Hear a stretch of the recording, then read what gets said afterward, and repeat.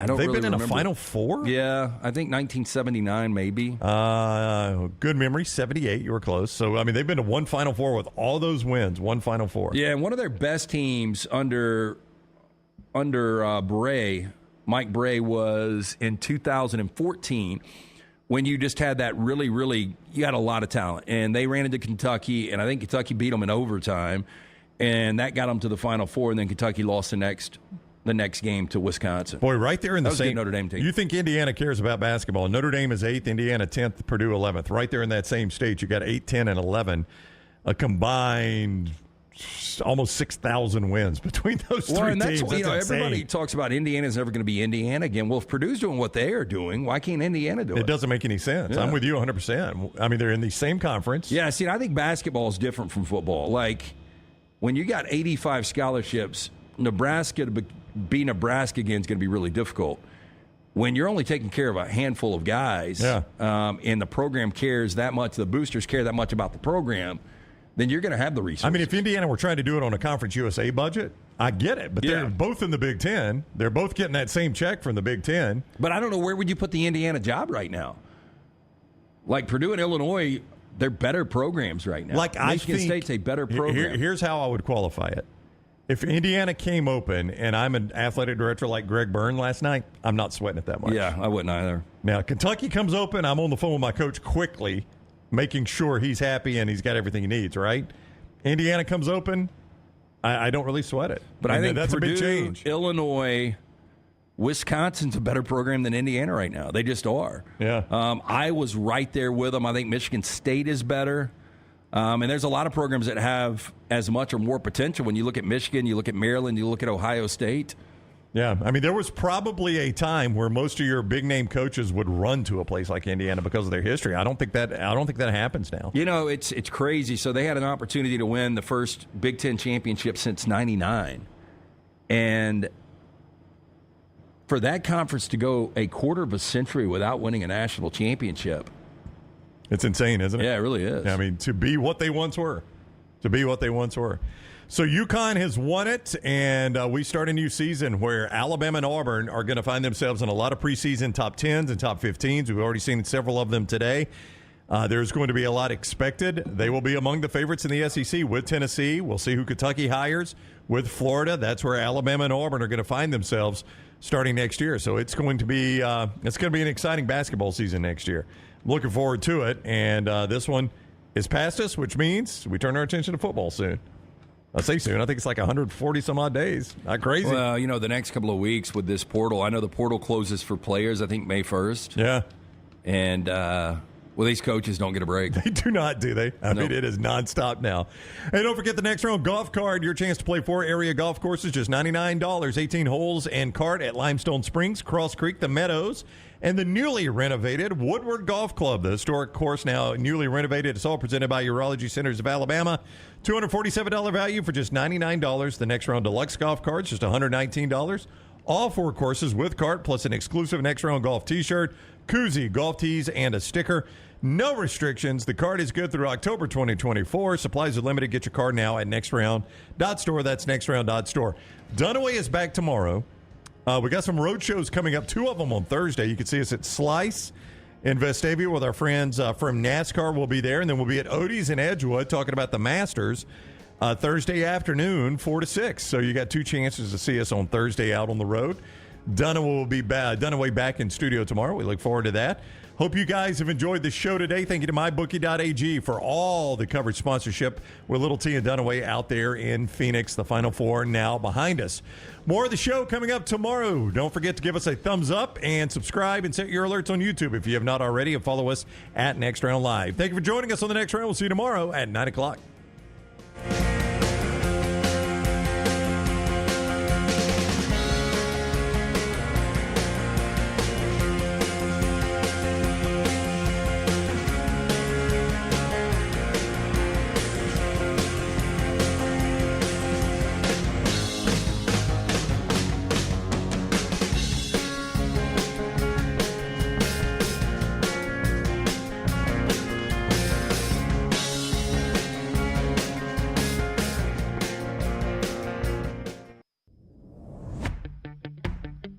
Jim Dunaway, Lance Taylor, Ryan Brown, and Rockstar. Live from the Birmingham Racecourse Casino Studios, the next round, presented by Bud Light, is on now. Here we go now, live on a Wednesday? Is this Wednesday? You know, it feels like you've been going long enough. We could have done one of those military surprises where you come in and me and Lance hug you and cry. Those get me every time. I don't know if I'd have cried for you. I saw one over the weekend. Oh, every time. Oh, every does time. it get you every time? Do those get you, Did Lance? you see the hockey one? I didn't see the hockey one. Yeah, where the guy comes out, his dad and mom are dropping the puck. He comes out and surprises them. His dad's so excited he falls on the ice. Of course, yeah, that's a bad time. No, this was at the. Do you guys know the drive, pitch, and putt at Augusta that they do for the young kids the weekend before? Which story on that later. But there was a girl participating, and her mom was deployed overseas. And Mike Tirico, like they're at this big dinner, this big banquet before. Mike Tirico's the host, and he does the old bait and switch, like, you know, your mom shared this video from overseas, so they're playing the video and they're showing the girl and her little brother and her dad, and they're all in tears, right? Just watching the video, wiping it away. The dad's hugging both kids. Oh, crazy. And then Mike Tirico says, you know, it would, you know this, it will kill your mom to miss this event, so she's not going to miss it. And then the mom comes out, Here's the it bad gets me thing. every time. Do man. they ever have these events where you go in thinking, you know what? I think my wife or father or then they don't whoever's show up. going to show up, and then they don't show up, and you're like, what happened to me? yeah, exactly. I mean, I just wonder, like, it's like you almost have to, if you're going to involve somebody, you got to have their loved one coming back to give you the embrace. Speaking of the Masters, I don't know if you saw the Champions Dinner with John Rahm last night. I saw what he was serving, The menu did not look good to me. Well, I think it's very Spanish. I think they get They generally give an ode to their home nation. Or, I get that. Is lentil soup good? No idea. it sounds very bland. I do think there's a steak or fish option if you want to opt out of the. Okay. Okay. But is that rude? I mean, it's probably not the kindest thing in the world, but at that point, those guys probably don't care. Yeah.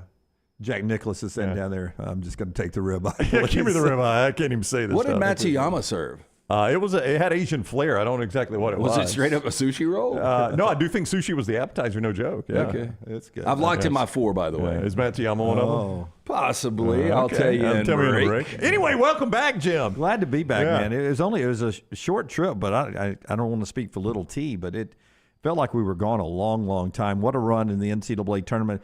We've got a consensus. The folks at Field of 68 took 9 way too early top 25 and put them together. So later on we'll do a consensus top 25. But I guess just out of we'll talk to Buzz Baker about this coming up in an hour, but I guess just out of importance in the way everyone's talking about it, we should talk about John Calipari's exit yesterday from Kentucky, where he's headed and where that search is going right now. So we jump into that, brought to you by our friends at New York Butcher Shop, a chance for you to always get the best in steaks. We were talking about dinners and the Masters. Hey, man, do your own Masters meal from We've New York Butcher. got one of our members up here at the Masters. You guys know EG's out there, right? That's right. Yep, EG's in Augusta. And full circle, EG came over Monday night for steaks from the New York Butcher Shop, and Bullet and Chili were really excited. And she's like, watch my legs. I got to be at the Masters on Wednesday. So not only did she want to have the perfect legs for the Masters today, she ate the perfect steaks from the New York Butcher Shop. Pick up the finest and certified Angus prime beef steaks, burgers, premium pork chops, ribs, all natural chicken cut to order just for you. Their chef-prepared entrees, side dishes, perfect dinner-to-go choice for you and your family, ready to heat at home with a great selection of fine wines and desserts. New York Butcher Shop, one-stop dinner shop, 2 locations, Cabo Heights, Highway 119 in Greystone. New York Butcher Shop, rare quality, well-done service. So I'm waiting to take off from Phoenix. And this video, or maybe wherever I saw this, John Calipari puts out the video because we'd been talking yesterday about, the baby carriage and walking the dogs and the awkwardness of that video and how he wasn't saying anything. I will tell you this, John Calipari, whoever has taught him public relations, he's really good at it because every time I hate him, something happens and I'm like, God, he's a good salesman. And some people call him a snake oil salesman. You're still a good salesman if you sell snake oil. That's true. That thing, it would seem to be hard to sell snake oil. I don't think there's a big demand for that in the market. Yeah. But I remember I didn't like him early on at Kentucky, and then I saw that behind the scenes and how he tells the parents and the kids, don't come back. I mean, if you want to come, you want to make money for me, you come back. You want to make money for you go to the pros. I mean, I would love that comment when he told players that, hey, selfishly, you come back, you're going to help me make money. There was a lot of good about Calipari. It was easy to focus on the bad, but there was a lot of good about him. I thought we had a consensus at one point where we all liked Calipari. I like Cal. I have never disliked Cal. I don't have a problem with him. I do think, I agree with Dunaway on this, I don't think it's going to carry over to Fayetteville.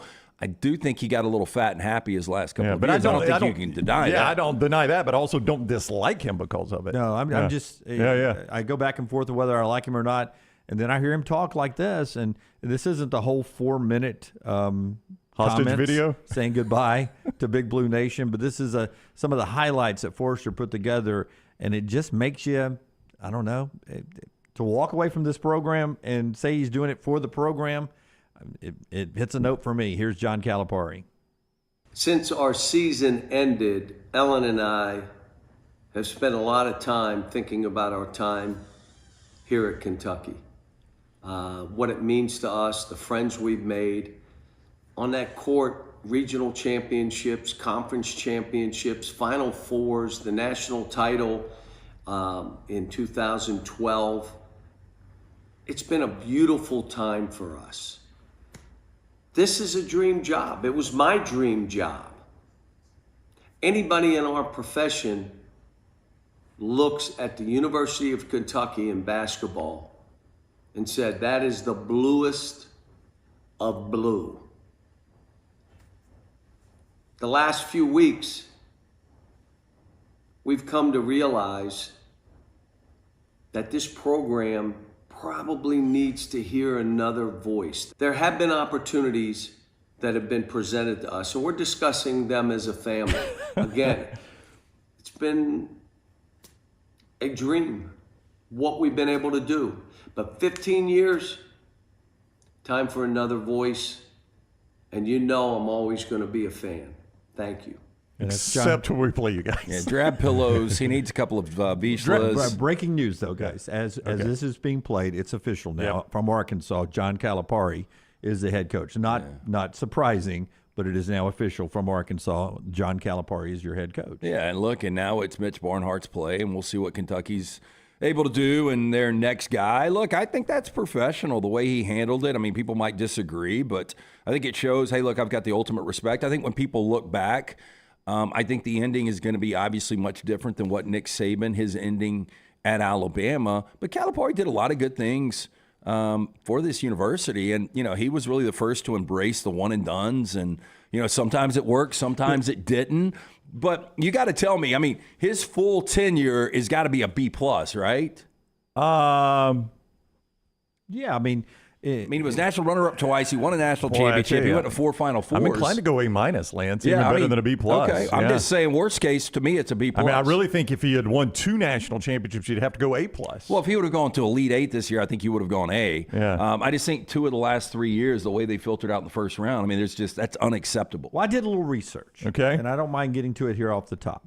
I took the last 25 NCAA tournaments.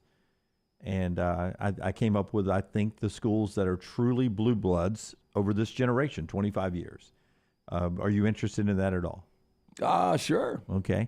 The show brought to you by our friends at Johnston RV, and then I'll jump into that real quick, and then we'll talk about who Kentucky's after. I-65 exit 304 in Coleman, 334 in Decatur. Johnston RV Center has repriced their entire lot. The entire lot, both stores repriced.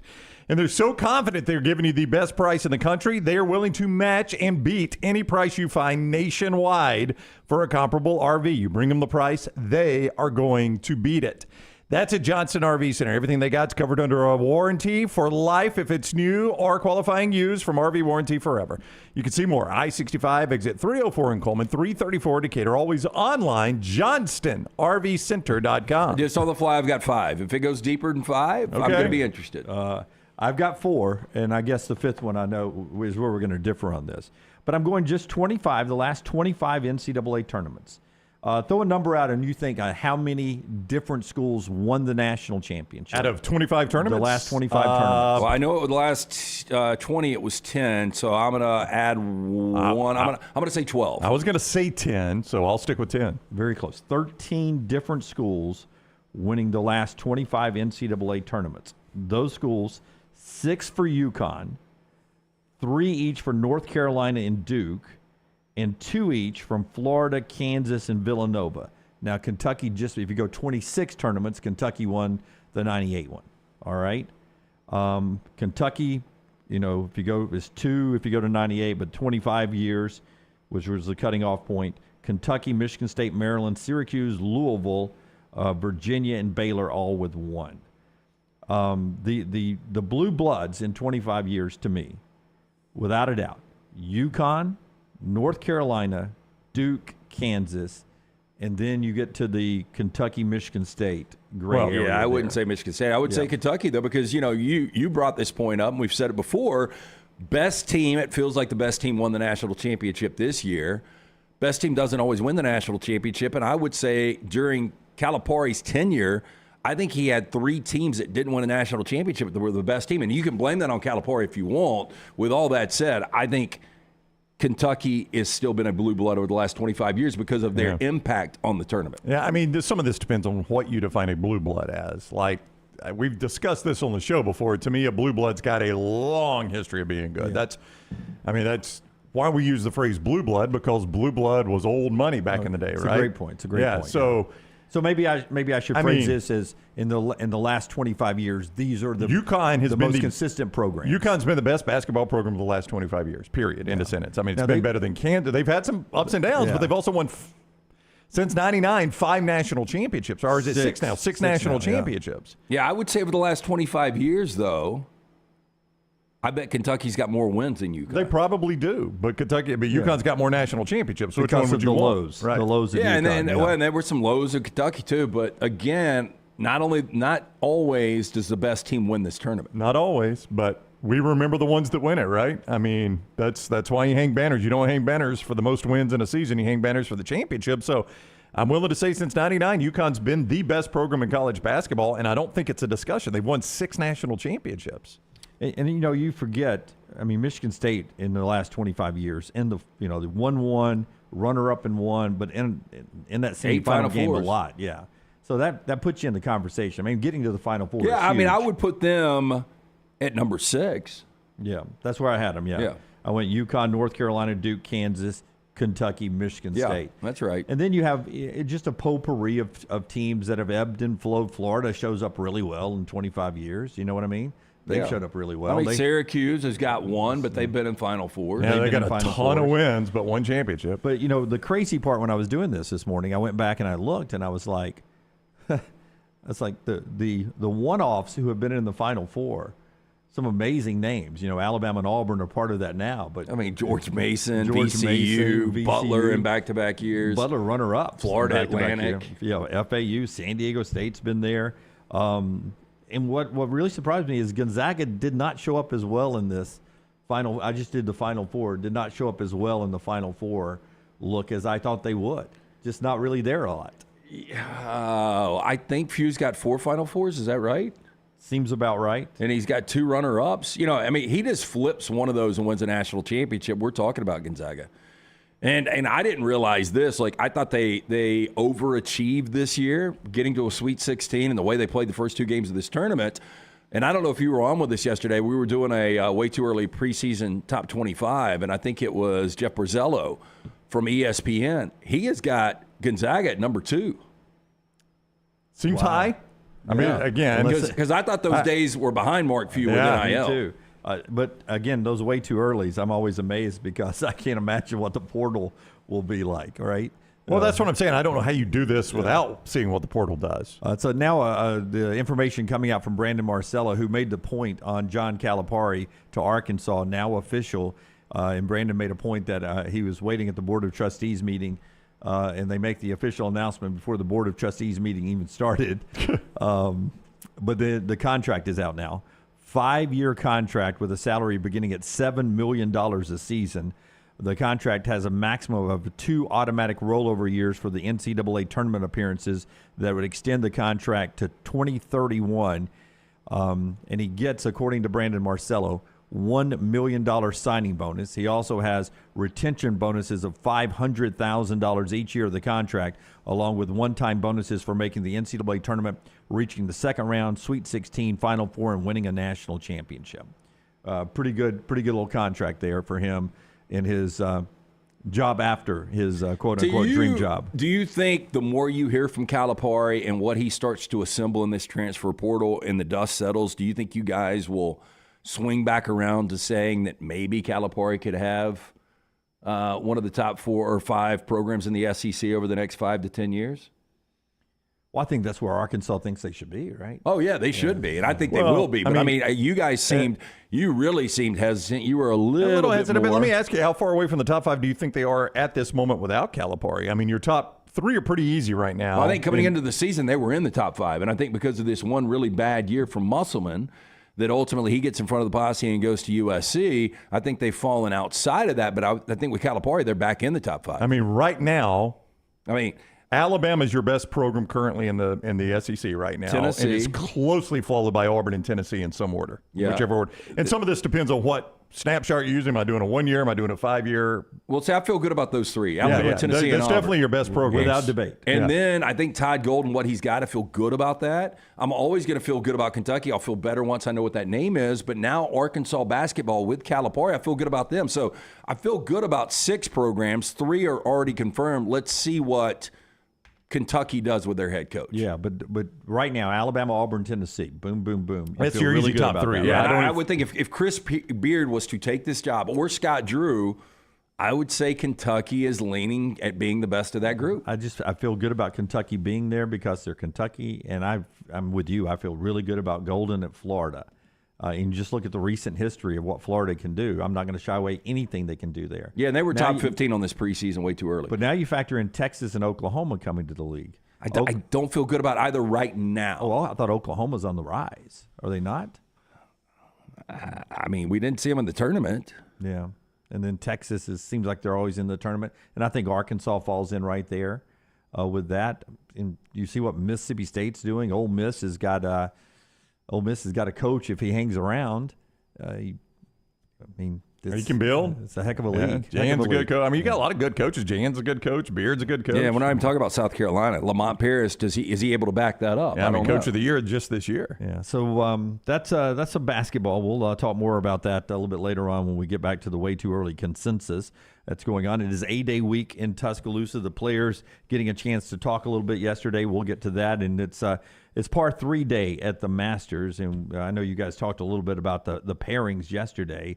That afternoon window with Tiger and Jason Day and Dustin and Koepka and Spieth in the afternoon, TV window, day 1, pretty darn good. Yeah, they know how to build a TV window there at Augusta. So, it's going to finish pretty strong. The par 3 is always fun to watch, too. You basically get the best shots out of it, and it's a pretty laid-back event. So if you want to watch that this afternoon, it's pretty fun. Yeah, I know the practice rounds are popular to go to. I think I'd like to go to the par 3. I know it means nothing. Yeah, I've never been. Just to see these guys in a semi-competitive round would be fun to check out the course. I've never been on a Wednesday. It's the highest-priced practice round ticket of the week in the secondary market. So I think that tells you probably all you need to know about how much people enjoy that. Yeah, I mean, what do you think of get in? 500, 750? Oh, far higher than that. Yeah, a couple thousand. Oh. It ain't cheap when you're buying on the secondary market. I know master tickets are insane. I didn't realize for a par 3. Yeah, a couple thousand. Well, and you know they'll play a practice round this morning too, so you'll still get to see some stuff on the big course and then the par 3. Yeah. It's a fun day. It's a fun day, yeah. That's why a lot of people like going to the practice rounds. They're generally a little more laid back and people are having more fun. All right, so here we go. Nicholas, first of all. Brown, how much better is it in person Augusta? than on TV? Yeah. Oh, I can't put it into words. Like, I watched it all my life growing up, and the first time I went, people always tell you the elevation changes are far greater than you would ever imagine, and the beauty is far greater than what they can portray on television. I had heard that a million times, so I was prepared for it, and even I was shocked at it. I mean, TV just cannot do it justice. It is if you love any golf, it's just a gorgeous, gorgeous place. You heard Calipari talk about Kentucky, the bluest of blue. Yeah. And from our friend Ken West over at Walk-Ons, he went a couple of years ago, and he told me that it was like the greenest of green. Like you can't. It's like carpet. You can't, like as good as that grass looks on television, it looks 10 times better in real life. Yeah. And that's hard to imagine. It's like carpet, Jim. It's just, it's an incredible experience. It's God's grass, right? It's God's grass. It's like he came down and laid the side for it. That's what his lawn would look like, Oh, right? yeah. God's lawn will look a lot like Augusta when you get to heaven. And I hope we get to play it. But it is, it's well worth the trip. And I was telling Little T earlier because she was like, I may be getting punked, but I saw concession prices at Augusta and they're shockingly low. And I was like, no, that's one of their things. Yeah. They keep the concession prices very low. And I was telling her, the staff is so courteous. Like it's hard to get somebody to just raise their voice at you. You'd have to be doing something crazy. And everybody is thank you and how may I serve you and all that. I mean, it's a great So experience. if I took my shirt off, would they yell at me? Probably yell at you and throw you out as well. Yes. Yeah. It's very quickly. NC wants to know, Brown, best place to get tickets.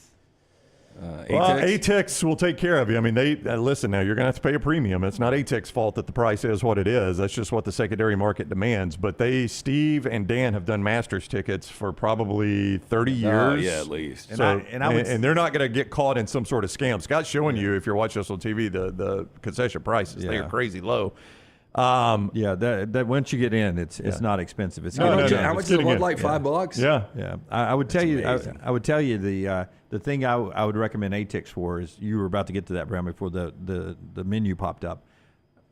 You trust them. They're going to take care of you. They don't get caught. There's a lot of people who get to the gate and it's not there for them, or they've oversold their passes or whatever. Well, there was a story several years ago, and it had a tragic end, unfortunately. But there was a guy that had put together a lot of these packages, and who he thought he was getting tickets from fell through. So he was on the hook for these tickets and couldn't fulfill the orders, and he ended up unfortunately taking his own life there at Augusta. So it's easy to get caught in a scam. In these Augusta, deals. he took his own I life? believe so, yeah, because the police were closing in. There have been so many, there was an investigation already, and it was just a bad situation. Was Rays Creek involved? No, it was not. And he, so he did that there. And I just say that to say that's a tragic ending. You really want to deal with reputable people because you can get scammed pretty quickly on that deal. That's right. So the Masters go tomorrow, par 3 today. EG over there for us. The next round today with all the Masters coverage, and she'll have stories when she gets back here in our studios. One more thing this segment after I remind you that NASCAR is coming up. Brownie and LT, we got a big deal tomorrow, right, with our friends at Slice in the Talladega Superspeedway? Yeah. Yeah, are you telling us about NASCAR, or am I telling you about We're talking Slice? about NASCAR. I was Okay. just teasing Yeah, ahead tomorrow. We're going to be out at Slice in Vestavia, and some NASCAR folks going to be there, and including John Hunter and Nemechek, one of the drivers of the 42 car, going to be hanging around. And, come hang out at Slice with us. We'll have fun tomorrow during the show. And that's during the show tomorrow. During the So show our show's tomorrow, out there yep. tomorrow. Should be a whole lot of fun. I was doing that as much for me as I was anybody else. Just to confirm. Just confirm that's where our show is tomorrow at the Vestavia location of Slice. We're looking forward to that. NASCAR racing returning April 19th through the 21st at the world's fastest speedway. That's what you get over there. Nothing but speed, no brakes. The way you should live your life. That's what you get at Talladega. You got a great garage experience you can upgrade for, getting really close to the action. 22 of the best drivers in those garage areas. You can talk to the team, see the action up close and personal. Check all the upgrades and get your tickets. TalladegaSuperspeedway.com, TalladegaSuperspeedway.com, or 877-GO-TO-DEGA, and have fun racing April 19th through the 21st right there at Talladega. TV ratings for the tournament. Once you saw the number for the women's, you knew the men could not match it, and they did not match it. The final ratings are in. South Carolina unbeaten. Caitlin Clark, Iowa, 18.7 million on ABC. UConn and Purdue, 14.8 million. About a little over 4 million more people watch the women's game than the men's game. Yeah, look, it's not a surprise for Caitlin Clark. I mean, you talk about a generational player. In my opinion, the best to ever play. I know she didn't win a championship, but boy, she willed that team, and she brought a lot of people over. She, transcending a women's sport for a lot of guys like me that just have no desire to watch it is a lot. I watched 3 or 4 women's games this year, 3 or 4 more than I've probably ever watched in my life.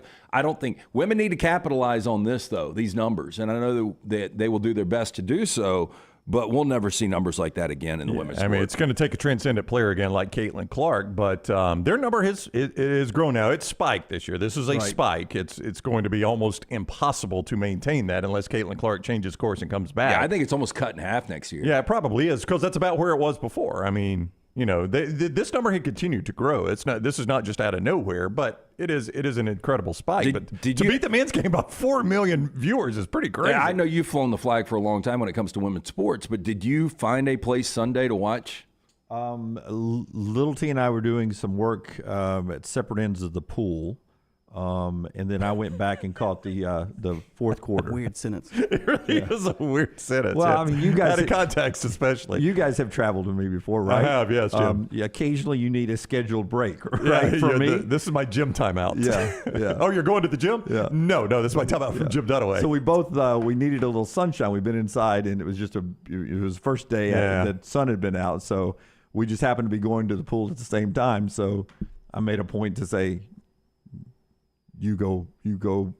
One end, I'll go the other. I know you were going to the pool to get away from me. Right. I'm going to be in the sunshine. I'll stay away from you. We won't talk. We'll not even notice each other. Did you tell her I do need to take shallow in because I can't swim? No, I did not get in the pool, nor did I skin off because I've been on the road for a long time now. So I've been packing on those 2:30 sandwiches, 2:30 a.m. sandwiches for no apparent reason. But we were down there, so I did make a point to go back in and catch the fourth quarter of the game and catch the excitement. I watched all of it. I did not even see the championship game because I did not realize it was Sunday afternoon, which obviously it's a great TV window for them. They slate it there. I just assumed it'd be in prime time. I mean, I was going to catch some of it, but I just assumed it'd be in prime time. It was over before I realized it was even on. Yeah, this might be my new expertise. I was 3-0 in the women's Final Four. So, look out now. You're home for women's picks. Yeah, sadly, it's becoming more diverse for you as far as the teams that make it to the Final Four because you had 3 1 seeds. It ended up being 2 in there, so that was a nice little New York Butcher State. Yeah, but it was the 2 best teams that played, so it was no surprise. Yeah, I know, but you had 2 threes that were in there with them in the semifinals. So usually in the past, you could just put in 4 1s, and that's who it was going to be. So a little more diversity in the game a little bit. When we come back, we'll touch base on a little football, what's going on with Alabama as their A-Day approaches, and it's just a big weekend of SEC and national spring games. We'll talk football throughout the day. The show being brought to you in part today by our man, Dr. B, the guy that's got LT's hair looking fantastic under that next round gear today. Yeah, I need to go see my man Roney and get a haircut. It's getting a little thick. I miss those days. Again, the hair has more. I missed you getting the Easter egg dye, the pink hairdos. Yeah, I remember that one. You and Cardoso, the 6'7". T3hair.net. That is the website you need to check out. Again, my hair has more than doubled in thickness since I first went to see Dr. Beckenstein. When I asked around, everybody said Dr. B is the man for more than 20 years. Women and men have turned to Dr. B for a range of cosmetic and reconstructive procedures. He will use that experience, his advanced training and genetic testing to help his patients fully understand the procedures they are considering. Call Dr. Beckenstein today, 205-319-0316. That's 205-319-0316. I do the non-invasive treatment 3 times a week, 30 minutes each time on the couch. That is it. My hair is more than doubled in thickness. For more information, T3hair.net. Follow Scott Forrester on Twitter at ScottForresterTV. The road to the Indy 500 runs through Birmingham, April 26th through 28th. The fastest IndyCar drivers in the world, Castroneves, Dixon, and Newgarden, will put their skills to the test with one goal in mind: victory. Witness country music superstar Riley Green as Grand Marshal give the most iconic command in racing. Start your engine! Medical Properties Trust presents the Children's of Alabama Indy Grand Prix powered by AmFirst at the Barber Motorsports Park. Tickets are selling fast. Get yours now. Storm season is here. Make sure you have a plan of action in place right now. Greg from Pell City and Storm Restoration Roofing should be your first call when storms hit. Insurance companies love working with Storm Restoration Roofing because of Greg Nelson's name and reputation in the industry. When storms hit, call Greg Nelson. He's local, 205-542-3531. He's the home of the free no-cost roof inspection. Greg from Pell City on Facebook, 205-542-3531. It's Storm Restoration Roofing. Stop by the New York Butcher Shop and pick up the finest in certified Angus prime beef steaks and burgers, premium pork chops, ribs, and all-natural chicken cut to order just for you. Their chef-prepared entrees and side dishes are the perfect dinner-to-go choice for your family and are ready to heat at home. With a great selection of fine wines and desserts, the New York Butcher Shop is your one-stop dinner shop. 2 locations to serve you: Cahaba Heights and on Highway 119 in Greystone. The New York Butcher Shop. Rare quality, well-done service. The wait is over. Tonale has arrived. Beautifully distinctive Italian styling and performance. Come test drive the all-new 2024 Alfa Romeo Tonale plug-in hybrid at Alfa Romeo of Birmingham. The all-new Tonale offers best-in-class horsepower and torque, fastest 0 to 60 times in its class, plus best-in-class range with full electric charge. And best of all, qualified Tonale leasees are eligible for up to $7,500 EV tax credit factored into your lease. Hurry down to Alfa Romeo of Birmingham and experience the all-new Tonale. NASCAR is returning to Talladega Super Speedway for the 2024 Geico 500 weekend, Saturday, April 20th through Sunday, April 21. Guarantee your 2024 Geico 500 weekend experience today by visiting TalladegaSuperspeedway.com or calling 877-GO-TO-DEGA. Enhance your race weekend by adding passes to the Talladega Garage Experience presented by Cool Ray. It is the Geico 500 weekend, Saturday, April 20th and Sunday, April 21st. Guarantee your spot now, TalladegaSuperspeedway.com or 877-GO-TO-DEGA. The next round golf card is here. It's your chance to play 4 area golf courses for just $99. Get 18 holes plus a cart at Limestone Springs, Cross Creek, the Meadows, and the newly renovated Woodward Golf Club, presented by the Urology Centers of Alabama. That's a value of $247 for just $99. Or get the next round deluxe golf card for $119. That gets you all 4 courses with cart, plus an exclusive next round golf t-shirt, koozie, golf tees, and a sticker. There are no restrictions. The card is good through October of 2024. Supplies are limited, so get your golf card now at nextround.store.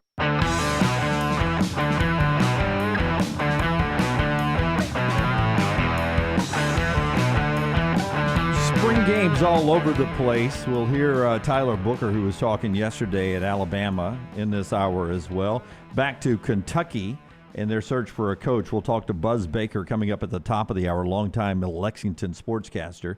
It is official. John Calipari is the new head coach. We got to that in the first part of the show today. He's a new head coach at Arkansas and being introduced today. A 5-year contract is going to pay him $7 million a year. There's the announcement, calling the Hogs, or cow those Hogs, as it says right there, with Calipari going to Fayetteville.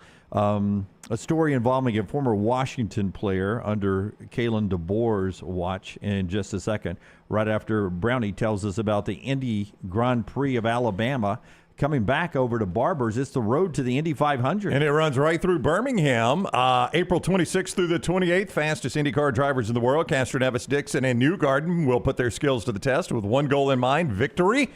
You can witness country music superstar Riley Green as the Grand Marshal, and he will give the most iconic command in racing, "Start your engines." It is the Medical Properties Trust presents the Children's of Alabama Indy Grand Prix, powered by Amherst, the Barber Motorsports Park. Tickets are selling fast. Get yours now. King 5, one of the more respected news stations in Seattle, reporting yesterday that University of Washington football player Tybo Rogers is facing charges for allegedly raping 2 women in Seattle last year. Now, this is from court documents and King 5 that were released on Tuesday. Records show he also played in 2 Washington football playoff games after the allegations. The Seattle Police Department said they arrested the 18-year-old Rogers on Friday around 9 a.m. near Husky Stadium. Police said Rogers was booked into the King County Jail and was charged Tuesday with 2nd-degree and 3rd-degree rape. It's a developing story up there.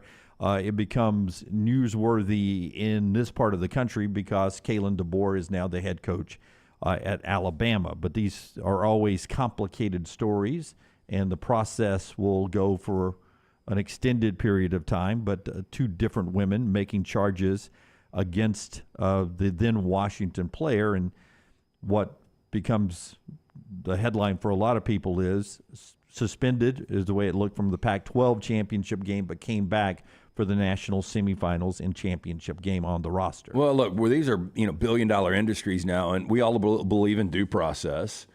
And unfortunately, now in society, you are guilty until proven innocent. It should be the flip side around that.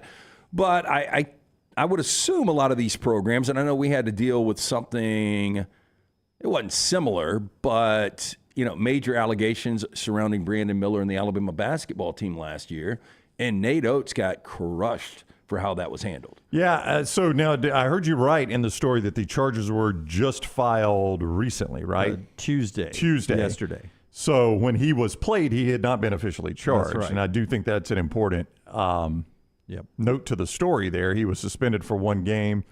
I believe Ryan Grubb was asked about it and said he was dealing with some off-field issues at the time. And from other reports other than King 5, other news outlets, they were saying that was a Title IX decision by the university to suspend him for the Pac-12 game. Yeah, right? Suspended from team activities in November after the alleged rapes occurred, did not travel with the team for the Pac-12 championship game on December 1st. So the reports are that the Title IX it was panel at the university suspended him. That was their decision. It was a Title IX. They recommended he be suspended, yes.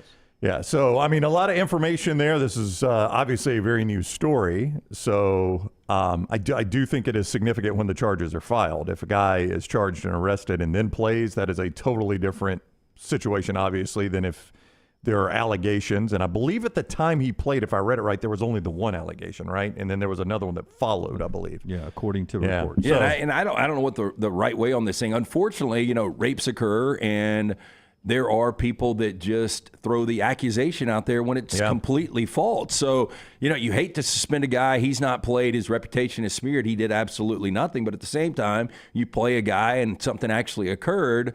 I don't know, man. It's a slippery slope. Yeah, it's a tough decision. And we have often said on this show, it should not be the athletics departments that are doing these investigations, these complicated investigations that should be handled by law enforcement.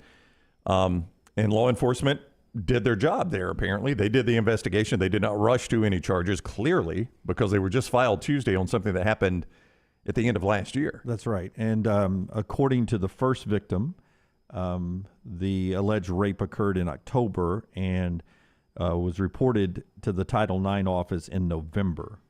So it was a month after the fact, before Title IX was even reported to the Title IX folks. So it's a very complicated story. You can get it anywhere you want.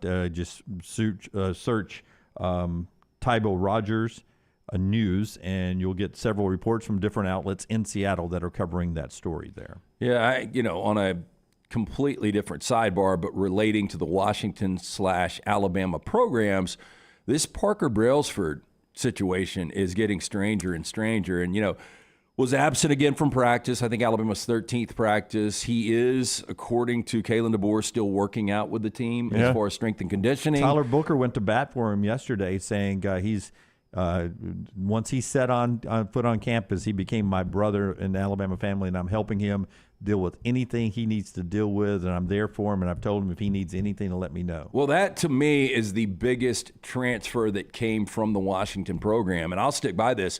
I think he will be your first-team All-American center if, in fact, he does play this year. But that's going to be one of those stories.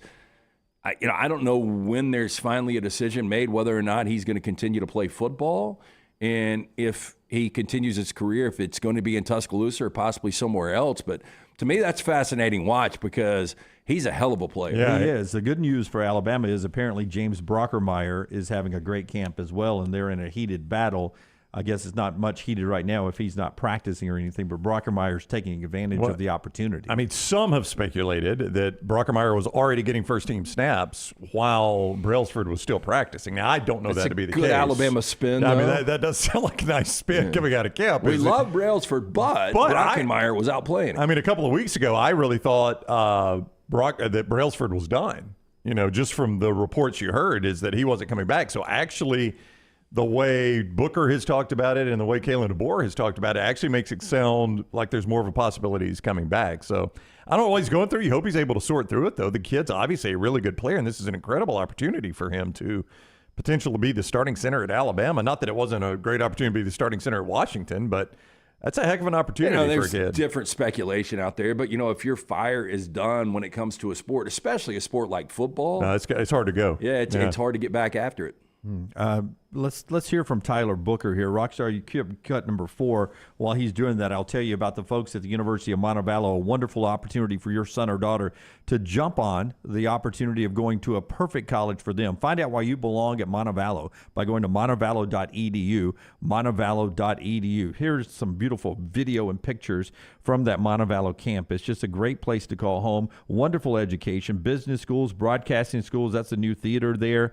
You can get your degree right there. Also, graduate programs, nursing school coming soon, and 23 NCAA Division II fully funded campuses. It's the University of Montevallo, montevallo.edu, montevallo.edu. Tyler Booker gets asked about that offensive line, specifically tackles, both the left and right tackles, where they're looking for a couple of anchors on the offensive line. Here's TB. The offensive tackles have been progressively getting better day by day, and that's the thing I told them, that it's not going to be easy, especially being out on that island. So everybody that's out there, I really look forward to see how they continue to grow, because like I said, day by day they're growing, and the more time that they get, the better they'll get. You got any looks out there, or are you staying inside?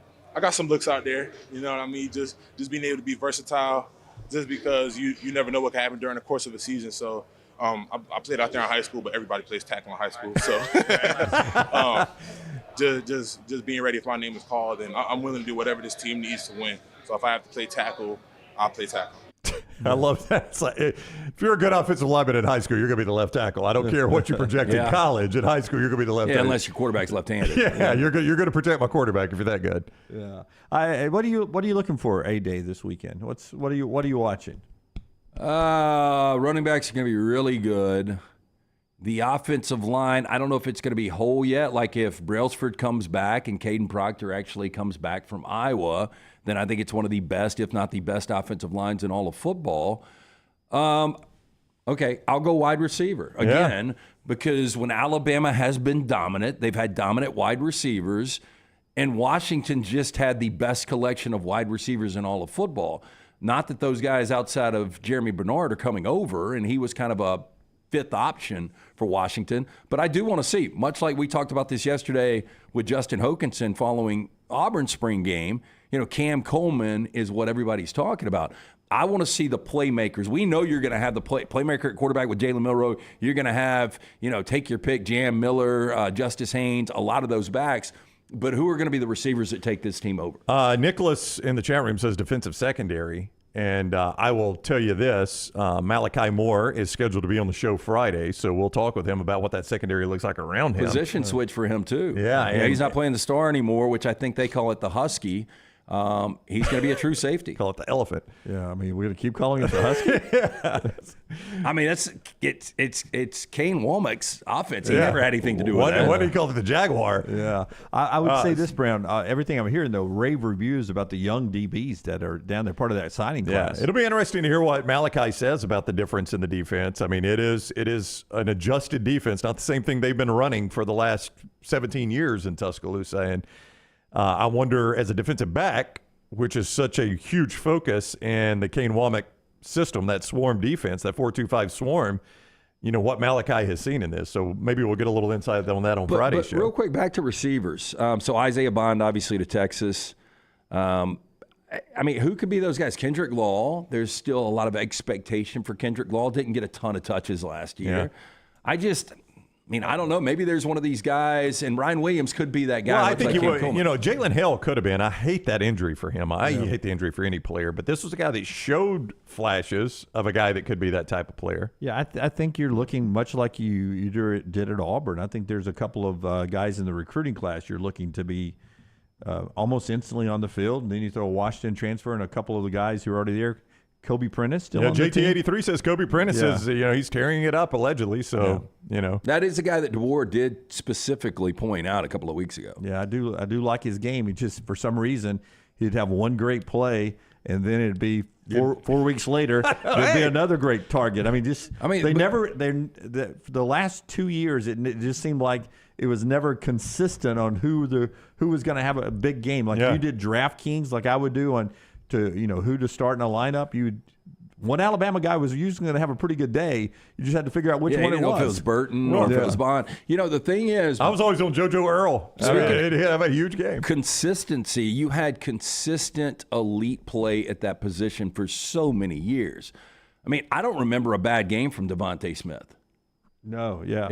You knew they were going to get their target. Yeah, and the same with Jerry Jeudy and Henry Ruggs and even, Jameson Williams. That was a guy that you could almost count he was going to get behind the defense one big play a game. It was almost like they were too nice. They were always, Sharing too much. Brand, you take a few snaps, buddy. I'm going to sit on the sidelines today.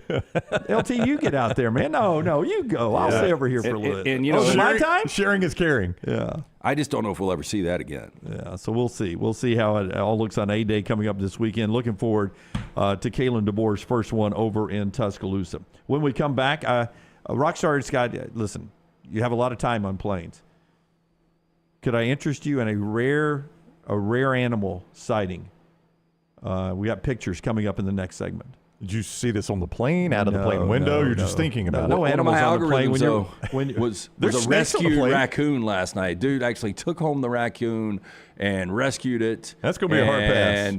And really domesticated the raccoon. Wow, that's good on the raccoon to trust that that's what was happening there. He was letting the raccoon suck on his finger. Okay. Ooh, that's a good way to be. That seems risky. For a split second. Yeah, I mean, and I think I'd rather make out with Britney Spears. Yeah, that's a way to be known as Nub one day at some point. All right, when we come back, that and a little bit more going on in sports, setting the table for the Masters and a little Kentucky basketball talk as that search continues. Coming at the top of the hour, the show being brought to you by our friends at Gutter Cap. LT, tell us about a man, C-Stew, and how he can change the way your house looks. Yeah, 823-2212. He's been in business for more than 20 years, part of the Better Business Bureau. He's on the board of directors. Just a great guy. We'll come out and give you an absolutely free estimate. It's a dirty, dangerous job. The last thing you want to do is get on the roof. You slip, you fall, you snap the neck and die. No good to the wife or kids. Cap it, don't snap it. Call today, 45% off the retail price, 205-823-2212 or guttercapbirmingham.com. Take the next round anywhere you go with official Next Round gear. Buy yours today at nextround.store. Hey, Lance Taylor from the Next Round to tell you about our friends at Gutter Cap. Gutter Cap's that patented aluminum cover system that fits over most existing gutters to keep out debris and eliminate that gutter cleaning. It's backed with a lifetime warranty, almost 20-year service record right here in Birmingham. Stay off that dangerous ladder forever. 45% off the retail price now if you call guttercapbirmingham.com. Call my good friend Chris Stewart now, 205-823-2212. Cap it, don't snap it. It's Gutter Cap. This hour of the Next Round is presented by the Birmingham Racecourse Casino, now featuring 7 days of giveaways with your chance to win a share of up to $125,000. The more you visit the Birmingham Racecourse Casino, the more chances you have to win. Hey, you. Days warming up, looking like spring. And at New Balance Birmingham, we've got the thing. What pops and what's fresh? Check the selects. Come together at New Balance Birmingham on Highway 280, right next to Chick-fil-A. New Balance Birmingham, we got now. Golf season is here, and if you're looking for a great golf course with affordable rates, you need to check out the newly renovated Woodward Golf Club. Woodward Golf Club is a semi-private club with membership opportunities available, but is also open to the public. You can book tee times online at this hidden gem by going to golfwoodward.com. For only $195 per month, you can enjoy unlimited golf 7 days a week. Membership includes discounted cart fees, unlimited range balls, and the use of our practice facilities. For more information on memberships and the course, check us out online at golfwoodward.com. Twin Peaks is the best in the game. Here, you're in the red zone for every college rivalry and divisional matchup all season long. On game day, you never have to decide which teams to watch, only what combination of bites, burgers, wings, and more to order. Plus, where else are your favorite draft beers always poured at a frozen 29 degrees? Only at Twin Peaks, the #1 sports bar. Stick around after the sun sets. Twin Peaks is open really late. Wind down with bourbon and late-night bites. Only at Twin Peaks. NASCAR is returning to Talladega Super Speedway for the 2024 Geico 500 weekend, Saturday, April 20th through Sunday, April 21. Guarantee your 2024 Geico 500 weekend experience today by visiting TalladagaSuperspeedway.com or calling 877-GO-TO-DEGA. Enhance your race weekend by adding passes to the Talladega Garage Experience, presented by Coolray. It is the Geico 500 weekend, Saturday, April 20th and Sunday, April 21st. Guarantee your spot now, TalladagaSuperspeedway.com or 877-GO-TO-DEGA. The World Wide Web is a large place. Find all your favorite people and content in the same spot. NextRoundLive.com is full of wonderful tidbits about the show you know and love. Find our gear, listen to your favorite personalities, follow our socials, and enjoy your trip to NextRoundLive.com.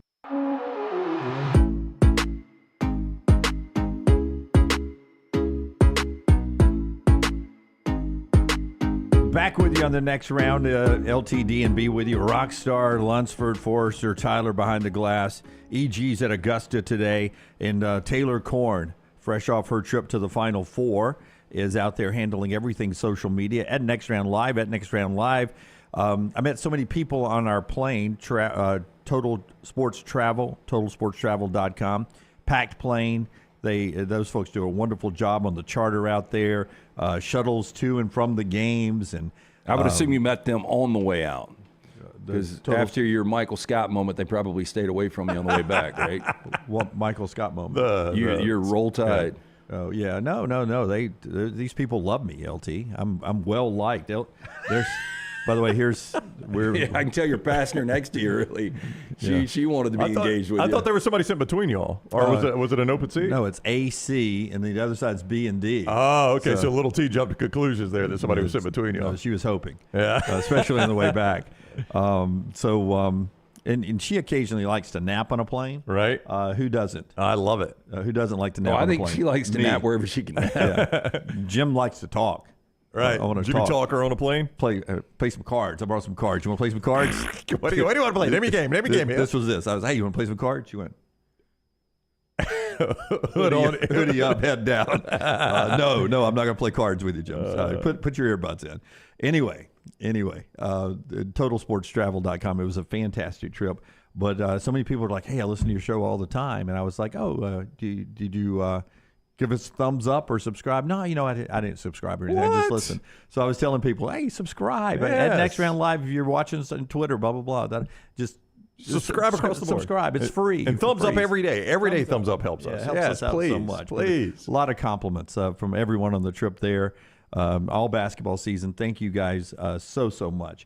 Tell us about the golf cart, Brown, and then I'll show you this unique animal. It is the Next Round golf cart, Jimmy D. Your chance to play 4 area golf courses for just $99. 18 holes of golf and cart at Limestone Springs, Cross Creek, the Meadows, and the newly renovated historic Woodward Golf Club. It is presented by Urology Centers of Alabama.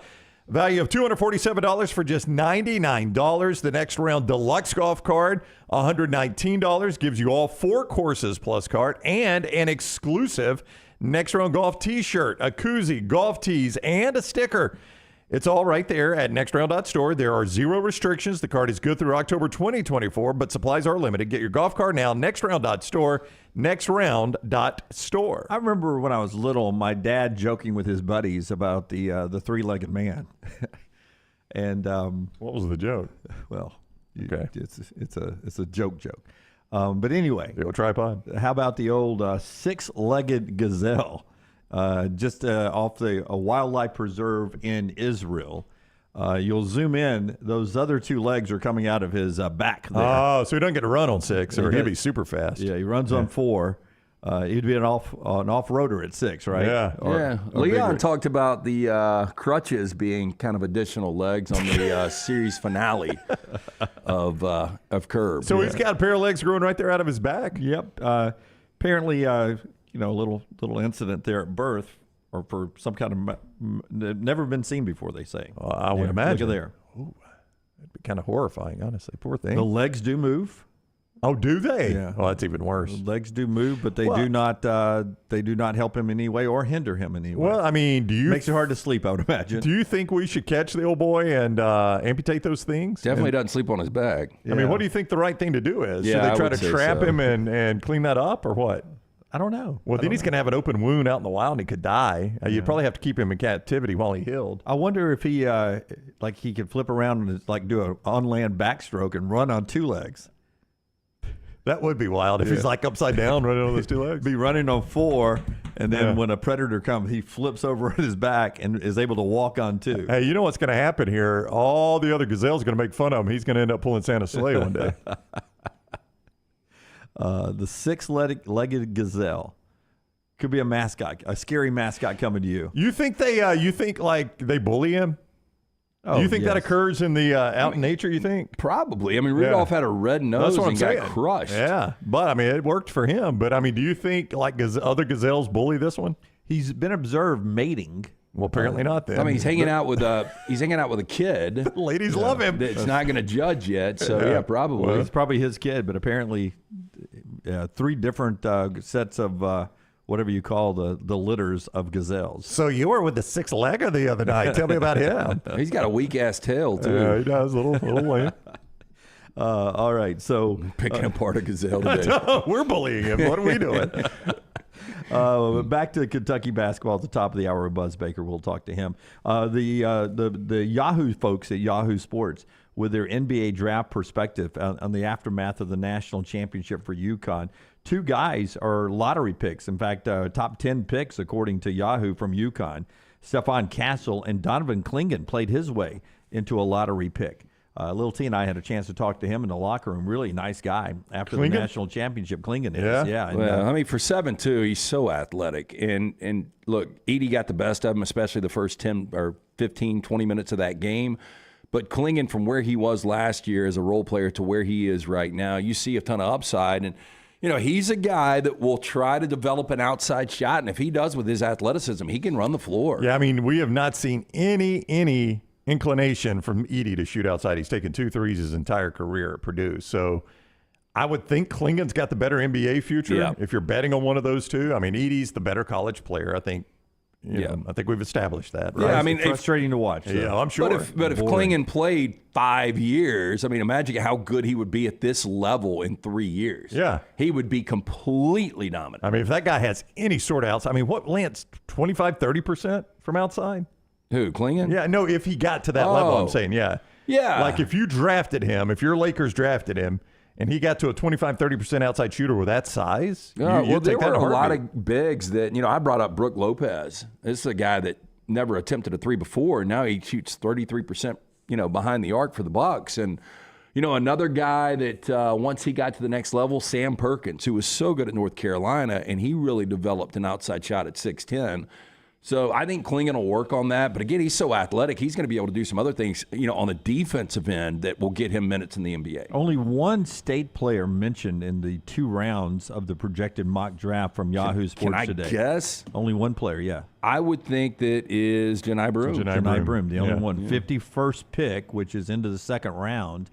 Not enough to pull me away from Auburn. No. I'd go back to Auburn if I'm Janai. I mean, all you can do is improve that, right? Well, and I brought up, Mark Sears to me, and look, I've heard different numbers, but he seems like a guy in today's NIL that would be worth $700,000 or $800,000. You're talking about an All-American. I think Broome coming back is an All-American too, and both of them were this past year. And you would think that he would be worth that kind of money too. And I just think, not knowing that you're going to get drafted, and best case you're the back end of the 2nd round, I think it makes more sense to come back because you see Broome already working on that perimeter shot. So what is your fear? Your fear is an injury that means you get undrafted, right? That's right. That would be your fear in coming back, as now I get an injury, I don't get drafted at all. Well, here's where NIL, as much as people want to complain about it, actually helps the player. I mean, I think it helps the player in a lot of ways, but here's where it helps the player and the fan.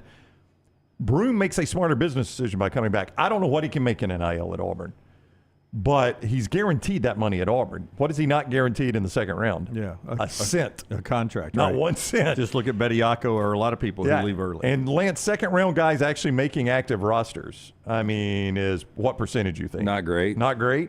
So he's got to fight. He's probably a G League guy at that point, right? And I don't know what those guys are getting paid. He's going to get paid more at Auburn. And if he gets hurt at Auburn, he at least gets that money. He wouldn't get that money in the NBA. Yeah, look, and I know those teams internally are watching their G League guys, obviously, but your most exposure is going to be coming back at this level. Yeah. You develop a little star power to go into the game. Absolutely, and I think Broome is good enough to end up being a 1st round, not a lottery guy, a 1st round guy next year. Yeah. So I think it's well worth the gamble for him with NIL. Now, if this were outside the NIL world, the injury becomes the prospect of injury, that becomes a huge concern. Bobby pointing out that both Broome and Cardwell continuing to work out with the team as they progress through their offseason. They are down on the plains. All right, back to the Kentucky search and where that's going next and everything that went on with the exit of Calipari with Buzz Baker, longtime friend, coming up at the top of the hour. Show being brought to you by our friends at NASCAR Racing, returning to Talladega Super Speedway. It is time to crank up the engines and get going at 200 miles an hour in the draft around Talladega. Upgrade your experience. Great camping from primitive to RV at the highest end of camping available. all week long at Talladega. Also, April 19th to the 21st, great racing on the track. 2 races on Saturday. Walker Hayes concert coming up Saturday night in the infield. Your Sunday ticket gets you to that concert for free. Geico 500 on Sunday, one of the wildest starts to the season going on in NASCAR. You can be a part of it. TalladegaSuperspeedway.com, TalladegaSuperspeedway.com. This is the next round. We're back with a little more basketball on the other side on TNR. Never miss anything Auburn. Watch Village Vice at Wardam Pods on YouTube and listen wherever you get your podcasts. Hey, you. Days warming up. Looking like spring. And at New Balance Birmingham, we've got the thing. What pops and what's fresh? Check the selects. Come together at New Balance Birmingham on Highway 280 right next to Chick-fil-A. New Balance Birmingham. We got now. Twin Peaks is the best in the game. Here, you're in the red zone for every college rivalry and divisional matchup all season long. On game day, you never have to decide which teams to watch, only what combination of bites, burgers, wings, and more to order. Plus, where else are your favorite draft beers always poured at a frozen 29 degrees? Only at Twin Peaks, the #1 sports bar. Stick around after the sun sets. Twin Peaks is open really late. Wind down with bourbon and late night bites. Only at Twin Peaks. Spring weather is here, and our friends at Hemphill Services are offering a $69 HVAC tune-up plus 10% off any service call when you mention the next round. Call Adam, Chad, and the guys at Hemphill Services. Make sure your HVAC unit is ready to keep up with the changing weather. Hemphill Services, locally owned and operated independent train dealer. The team can service all makes and models. For all of your plumbing, heating, and cooling needs, call Hemphill Services. It's hard to stop a train. 205-229-2090 or hemphillservices.com. That's 205-229-2090, hemphillservices.com. You got to look your best to play your best, and our friends at Bandwagon can help your team find the perfect uniforms for that upcoming season. Bandwagon is with you every step of the way, from developing your team logo design to choosing from their multitude of samples. You name the sport, they can make it happen. To get your uniform journey started, you can shoot them a message on any social media platform or check out their website, bandwagonsports.com. That's bandwagonsports.com. Next round listeners, it's time to jump on the bandwagon. Hey, let me tell you about our friends at Urology Centers of Alabama. Compassionate and comprehensive urological care with 35 physicians, 17 locations across Alabama. Their patient-centered approach to all of your urological needs. Remember, they've got that new men's health center. It is beautiful, helping men with a wide range of sensitive male issues in a comfortable environment. You can always go online, visit urologycentersalabama.com, schedule an appointment with one of their many urologists today. The road to the Indy 500 runs through Birmingham, April 26th through 28th. The fastest IndyCar drivers in the world, Castroneves, Dixon, and Newgarden, will put their skills to the test with one goal in mind: victory. Witness country music superstar Riley Green as Grand Marshal give the most iconic command in racing. Start your engine! Medical Properties Trust presents the Children's of Alabama Indy Grand Prix, powered by AmFirst, at the Barber Motorsports Park. Tickets are selling fast. Get yours now. Jim Dunaway, Lance Taylor, Ryan Brown, and Rockstar. Live from the Birmingham Racecourse Casino Studios, the next round, presented by Bud Light, is on now. Hey, we're about to talk to one of the three Daves. I know. I love Buzz. Buzz Baker on Kentucky and everything else going on in life. In just a second, right after LT tells us about one of our great sponsors this hour, our friends at Michelson Laser Vision. Yeah, near and dear to my heart. I called these guys over 2 decades ago. I had the 2200 vision. I was legally blind without the aid of contacts. Went in 12 minutes for the entire procedure. 2015 vision, still better than 2020. Seems like everything is going up in price. Not for LASIK and Michelson Laser Vision. Dr. Jennifer and Mark Michelson, they have held the cost of LASIK steady at the pre-inflation pricing from 2 years ago. Call this number, 205-969-8100. Ask for Amy. Tell her the next round sent you. Ask about the pre-inflation pricing. She's going to hook you up with a hassle-free consultation. $0 to lose to find out if LASIK is right for you. 205-969-8100 or MichelsonLaserVision.com. So when Dunaway was a little pup sportscaster in Lexington, he finished a distant second to Buzz Baker at WKYT. He is with us now on the JohnstonRVCenter.com hotline. I wasn't in the rankings. I was a group of 5 sportscaster. What's up, Buzz? How are you? Stop it. You were not. Just stop that, will you? I did have to come back to Alabama to go to a Final Four, though. Oh, wow. Wow. so you come off the top rope with that, right? Yeah, well, I was there 1990 and 91. So make sure you have me back for the college football playoff this year, okay? Thank you. Go Big Blue. So, man, hey, how interesting is it up there when Calipari and Barnhart are squaring off? What was that like?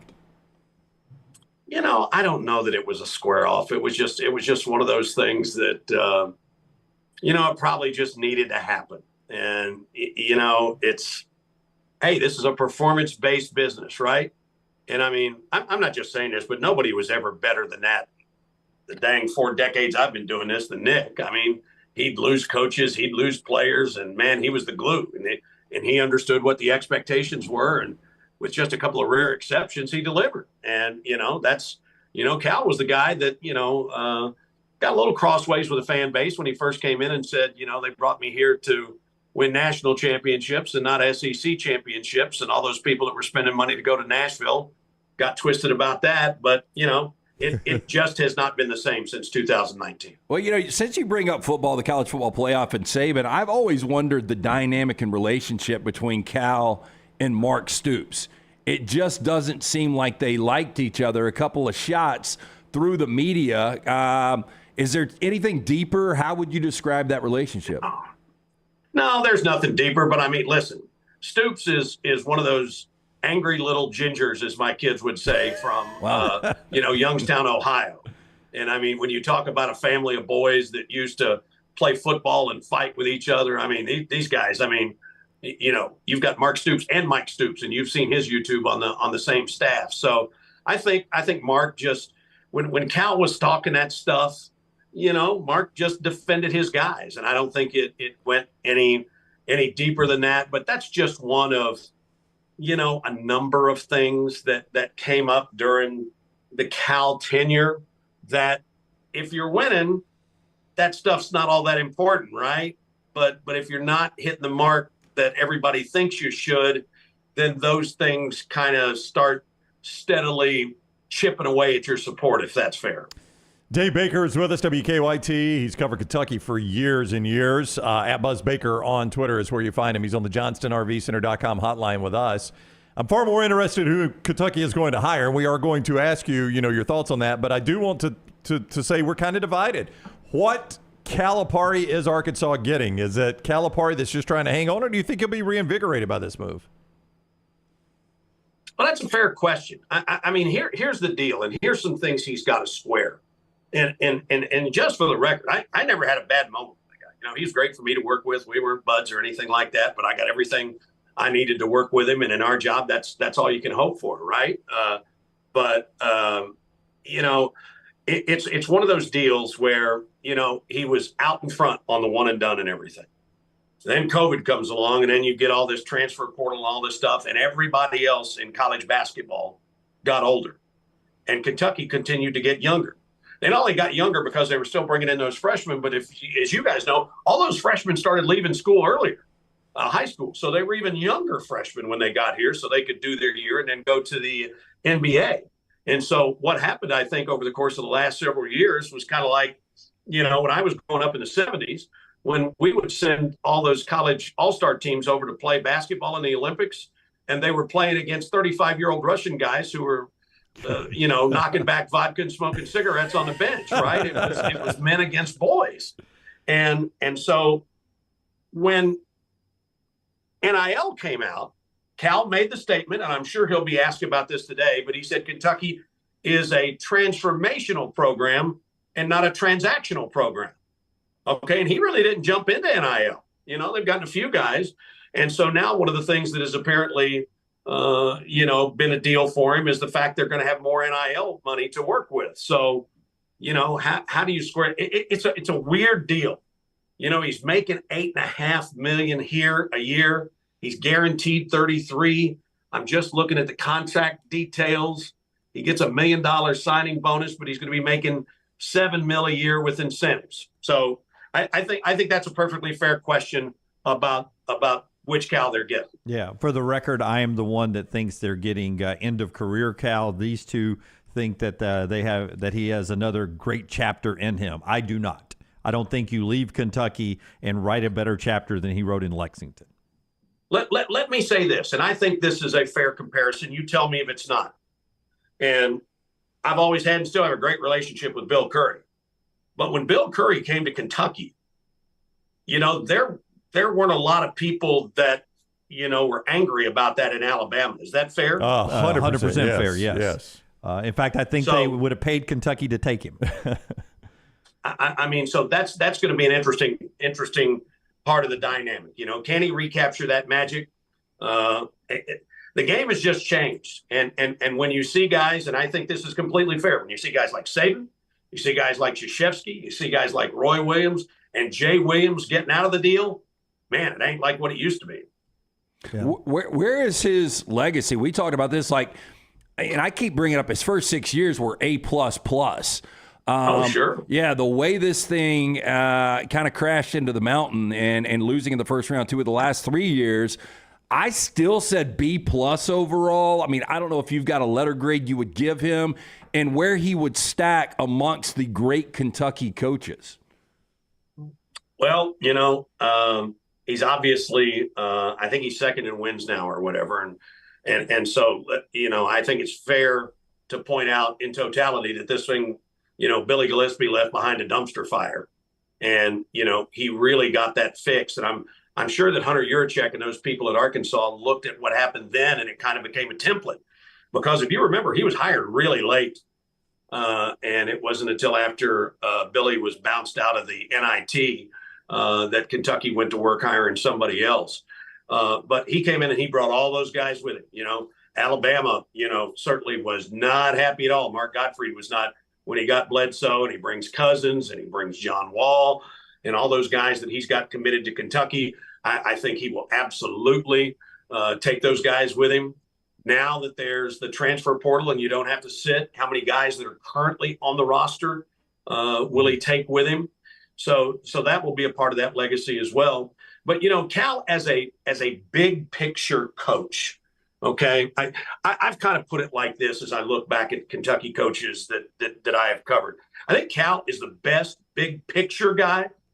I think that Pitino was the best guy in terms of preparation. And I think that Tubby was the best guy in terms of game adjustments. And everybody's got their strengths and their weaknesses. But Cal was not a great X and O guy. And he got to 3 other Final Fours. And there would be a lot of people that tell you, they were 1 or 2 moves away from winning more than they did early on. So I think it's still, to be determined. He's obviously a Hall of Fame coach because of his entire body of work. But, it's just really weird. People have kind of softened on Pitino. He was out at the racetrack Sunday afternoon, rolling around in his New England outfit. And he really got the business. I mean, people were just crazy when he went to Louisville. But let's not forget there were a couple of years in between when he left for the Celtics. Okay. Now, what's it going to be like, Jim? You've been there in Rupp Arena next year when Cal comes rolling in some red coat.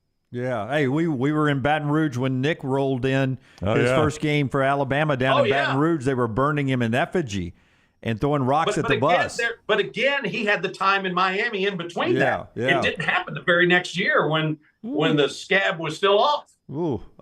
I'll go ahead and circle that date. Yeah, I know. It'll be on ESPN. I hope it's a Saturday.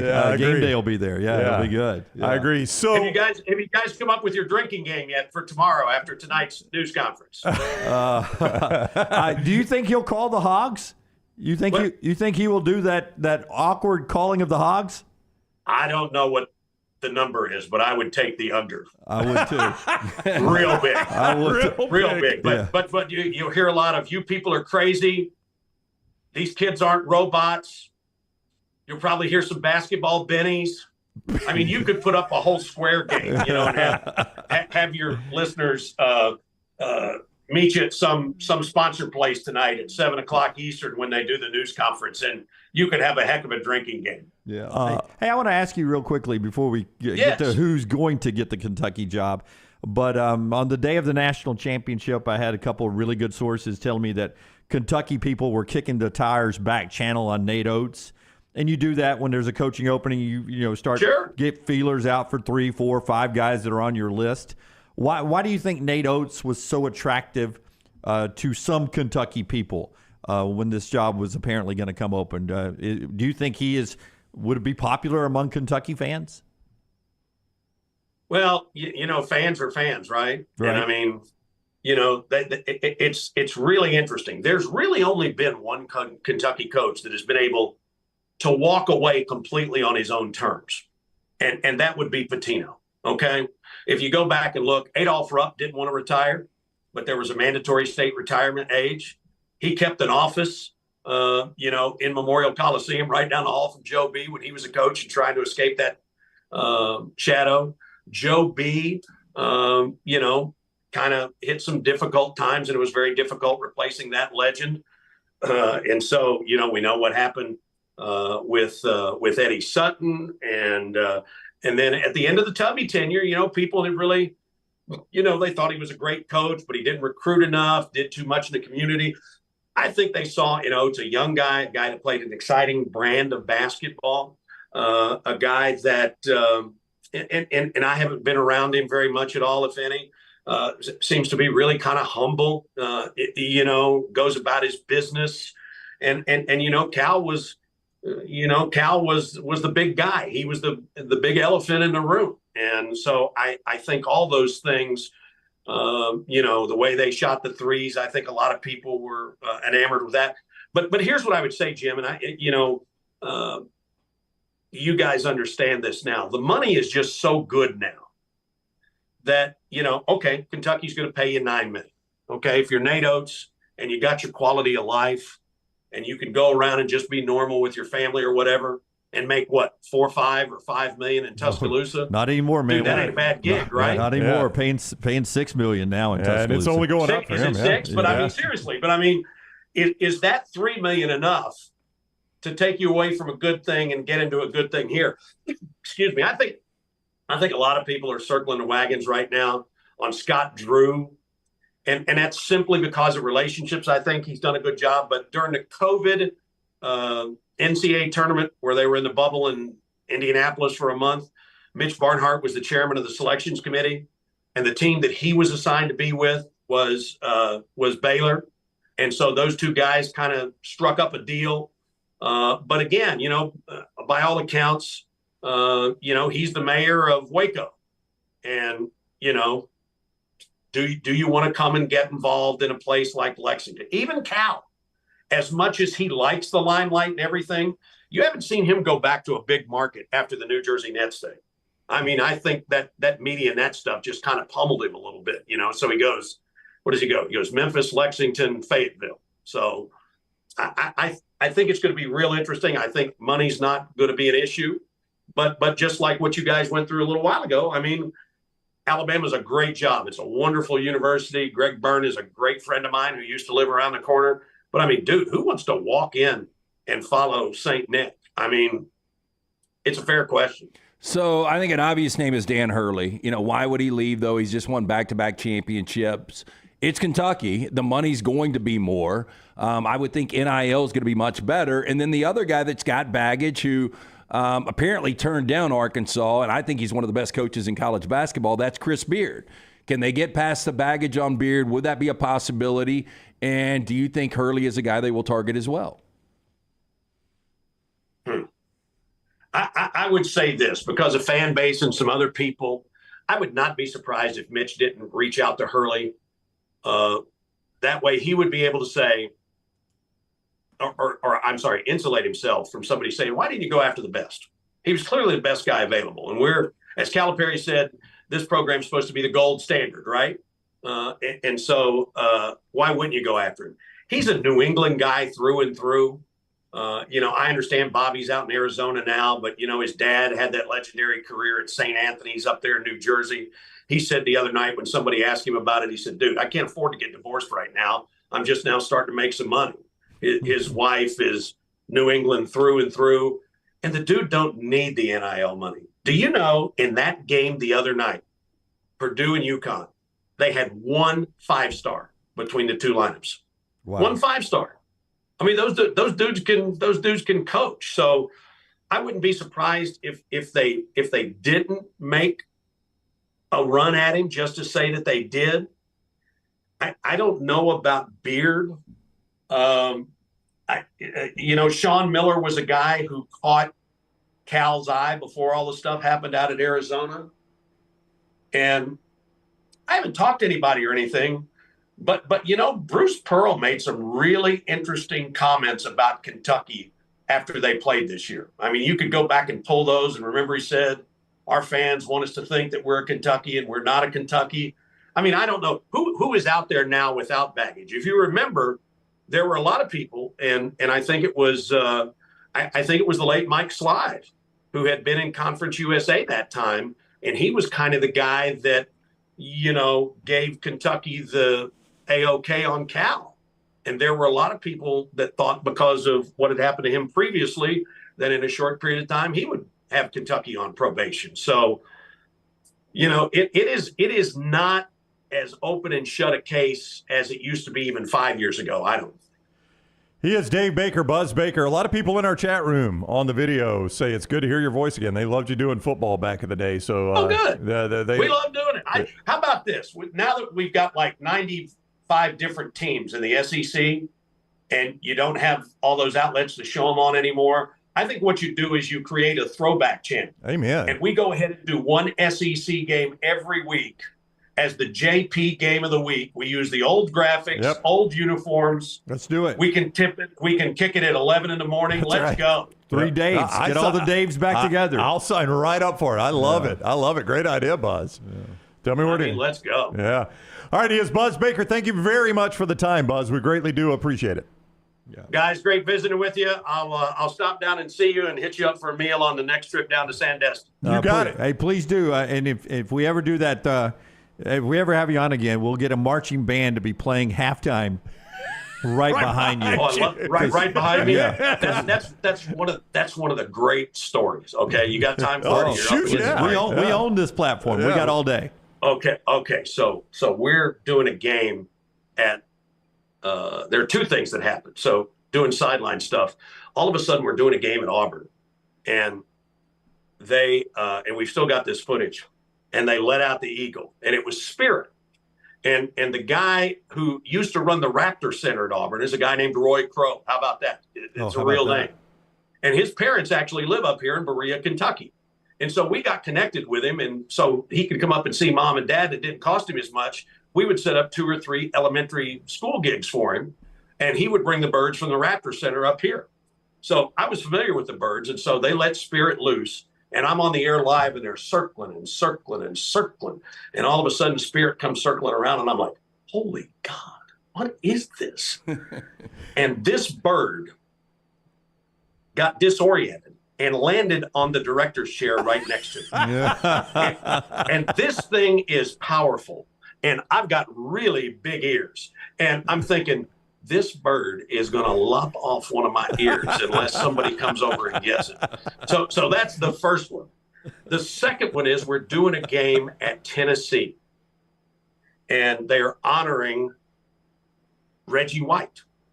And, an emotional thing and everything. And his family's there and everything. And, all these schools have the timing sheet.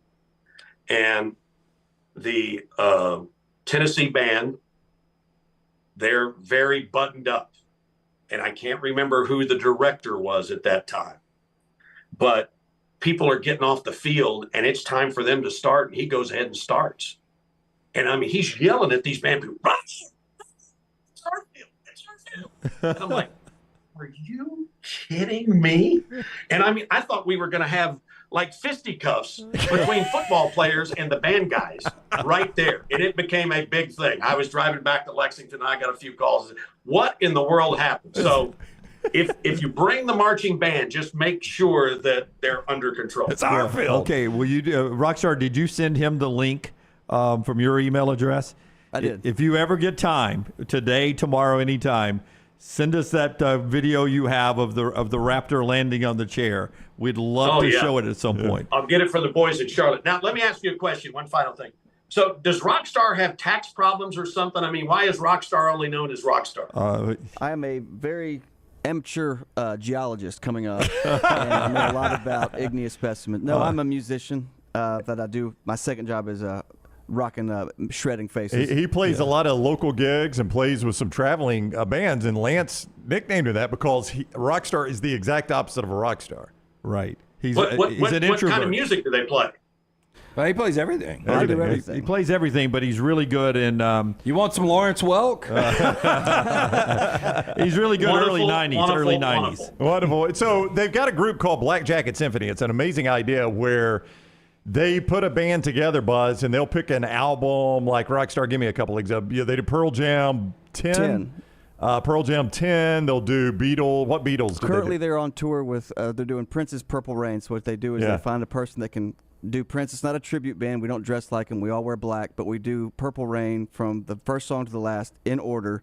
No talking. It's the note-for-note performance of the album, and then we take like a 15, 20-minute intermission, come back on stage, and then it's a party where they do Prince's greatest hits, where it's kind of like they can participate with the audience. But the first part of the show is we are playing. You're closing your eyes, and you're listening to that album live. Where did y'all play in Lexington? You were in Lexington on the tour. We did 2 shows in Lexington. I cannot remember where it was. It's a theater we've done. Yeah, it's downtown, the downtown theater in Lexington. Yeah. What's that little theater right there? Either the Kentucky Theater or the Manchester Music Hall. It may be that. Yeah, we've done a double there. It's really fun, and that's a great great audience. We use doubles. We have to do like a 4 o'clock show and an 8 o'clock show. So Lexington's always been fun. Yeah. Yeah. I think this is the one right off of Commonwealth and Man of War. I'm just remembering street addresses from a lifetime ago. Yeah. And of course, I'll let you guys go. But the best one as far as coaching searches is Jim's mentor, Alan Cutler, who, when Billy Gillispie was on his way out, they couldn't. It's like a guy in the NFL who was going to get cut. They couldn't fire him because they couldn't find him. And so finally, he shows up at the Coliseum. And he's doing like all these politicians do up on Capitol Hill now. My daughter works up there. And, when they don't want to talk to the media or something, they act like they're talking on the phone. And so Billy is acting like he's talking on the phone, and Cutler and another guy are following him. And Billy takes off on a jog. Yep. And Cutler takes off running after him. And so when Calipari comes for the welcoming news conference, the first thing he says is, "Did you really chase that guy?" I remember us playing the video, and Dunaway's like, "Y'all will not believe this sportscaster. Like, I can't tell you. I'll tell you stories about this guy. Y'all will not believe it. But he is cut out of a different cloth. He is unlike any other. This Alan Cutler guy. I've told him Alan Cutler stories for 14 years, and Tubby Smith was sitting right behind me at the Final Four out in Phoenix. He was on that first row right there courtside. Yeah. And at halftime, I'm walking by, and he's sitting down, and I go, "Coach Smith, you will not remember me. I'm Jim Dunaway. I worked up in Lexington 1990 and 1991. You were always so nice to me. Thank you for being so nice to me." And he was like, "Really? Where did you work?" And I said, "WLEX." And he went, "Alan Cutler." There you go. I said, "Yes, there sir." You go. And he says, shook his head, and he said, "Well, nice seeing you again." That's funny. Boys, just remember, if you can get one day, is sports gaming legal in Alabama? Of course. Not yet. Kind of support your local bookie. Yeah. Yeah, we all do that. I find out what the over/under is on him calling the Hogs. They sent out a screenshot today. They're calling it Cal the Hogs. Oh yeah. I mean, are you kidding me? I mean, come on. I believe if they wait long enough, they'll be able to stack many L's after Cal to get the spelling right again. Very good. It's Jim Dunaway, ladies and gentlemen. You can reach him at 202. Thank you, Buzz. Thank you, Buzz. Take care. See you, boys. Have a great day. All right, you too. Buzz with us on the JohnstonRVCenter.com hotline. MyBookie.ag is where you can play that. Real quick, USA Today has the contract, and there is a SEC no-compete in the Arkansas contract for Cal. I mean, where else is he going to go? How old is this guy? I know. He can't go anywhere He's else. got an SEC no compete in there. The show being brought to you by a couple of great sponsors. One of them is our friends at Odie's. By the way, we've been told in contracts you got to give people wins. Yeah. And that was is giving one of Arkansas these a win. small Arkansas wins. Sure put it in there. Odie's Tavern, it's Wednesday Rockstar. That means? What the hell are you laughing at? Trivia is tonight. Odie's Team Trivia every Wednesday at the original location in Crestline. But how about this? We're going to be live at the Edgewood location, the newest location, tomorrow. I need to get these pictures to Forrester. I'll send them over where you guys can see them for tomorrow. But the way they got this thing laid out is absolutely fantastic. Cannot wait to go to Odie's to take in the first round of the Masters. Great place to watch all weekend long. Enjoy the great food from Rodney Davis. He's been doing it for more than 3 decades, award-winning wings, burgers, delicious sandwiches, ice-cold beer buckets full of the Bud Light, inside or outside on that great patio. Celebrate the Masters this weekend, the Edgewood location, right there at Odie's. And also, Brownie, that golf card right now, I'm trying to remember the last time I played golf. Oh, dear. This NCAA tournament. It's really screwed you up. Has eaten up my time. Yeah. And it is so crazy because there were people going to our hotel in Phoenix and leaving their hotel with their golf clubs packed up. And I was like, did you hit the golf balls while you're out here? Yeah, man. Yeah. I knew Saturday was the Alabama game. And then Sunday I knew I'd have an open date, either win or loss, and booked in a little golf while they were out there watching the Tide play. Should have taken to clubs. Next Round Golf Card lets you play anytime you want around here on 4 area golf courses for just $99. 18 holes of golf and cart at each of these courses. Limestone Springs, Cross Creek, the Meadows, and the newly renovated historic Woodward Golf Club. This is all presented by Urology Centers of Alabama. It's a value of $247 for just $99. The Next Round Deluxe Golf Cart, $119, which gets you all 4 courses with cart, plus the exclusive Next Round Golf t-shirt, koozie, golf tees, and a sticker. 0 restrictions on this. It is good through October 2024. They are limited, though, so get your cart now. Nextround.store, nextround.store. Thank you for all the great compliments of Buzz Baker that was there. Fun. Always good to catch up with him. He's always been a wonderful friend. We weren't at the same station, but he was very, very nice to me in my time in Lexington, and has been a friend ever since, and just a tremendous, tremendous guy with great stories there.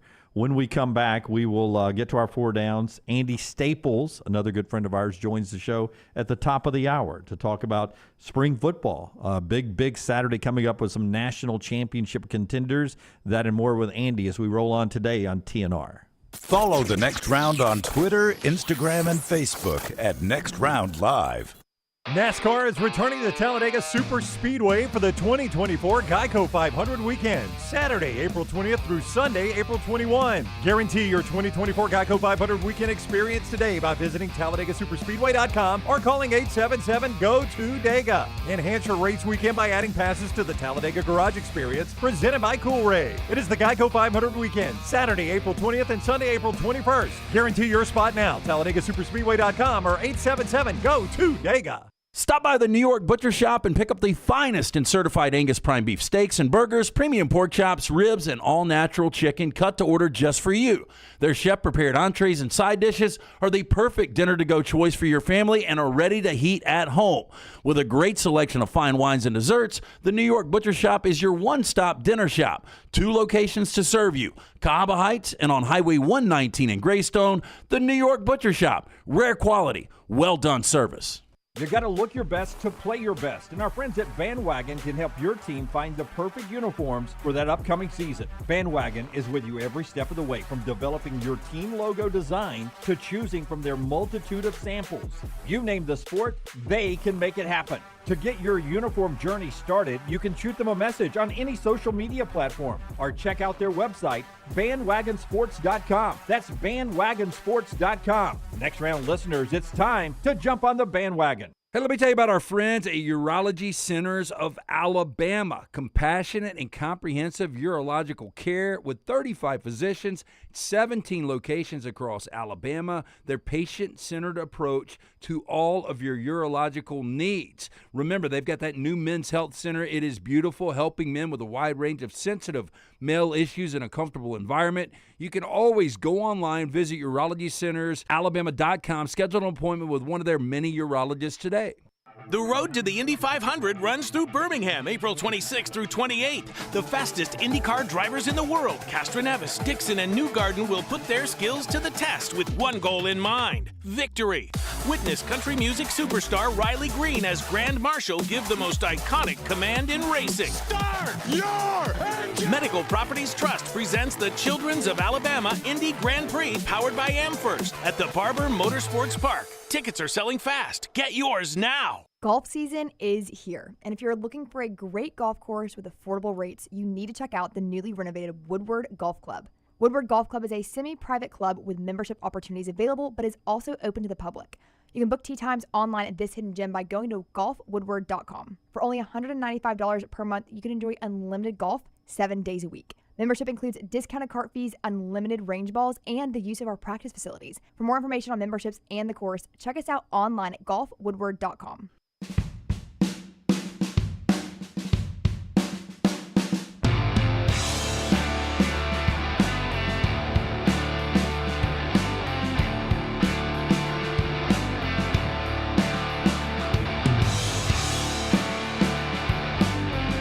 Back with you on the next round. Show number 679 today as we approach 700 here pretty soon.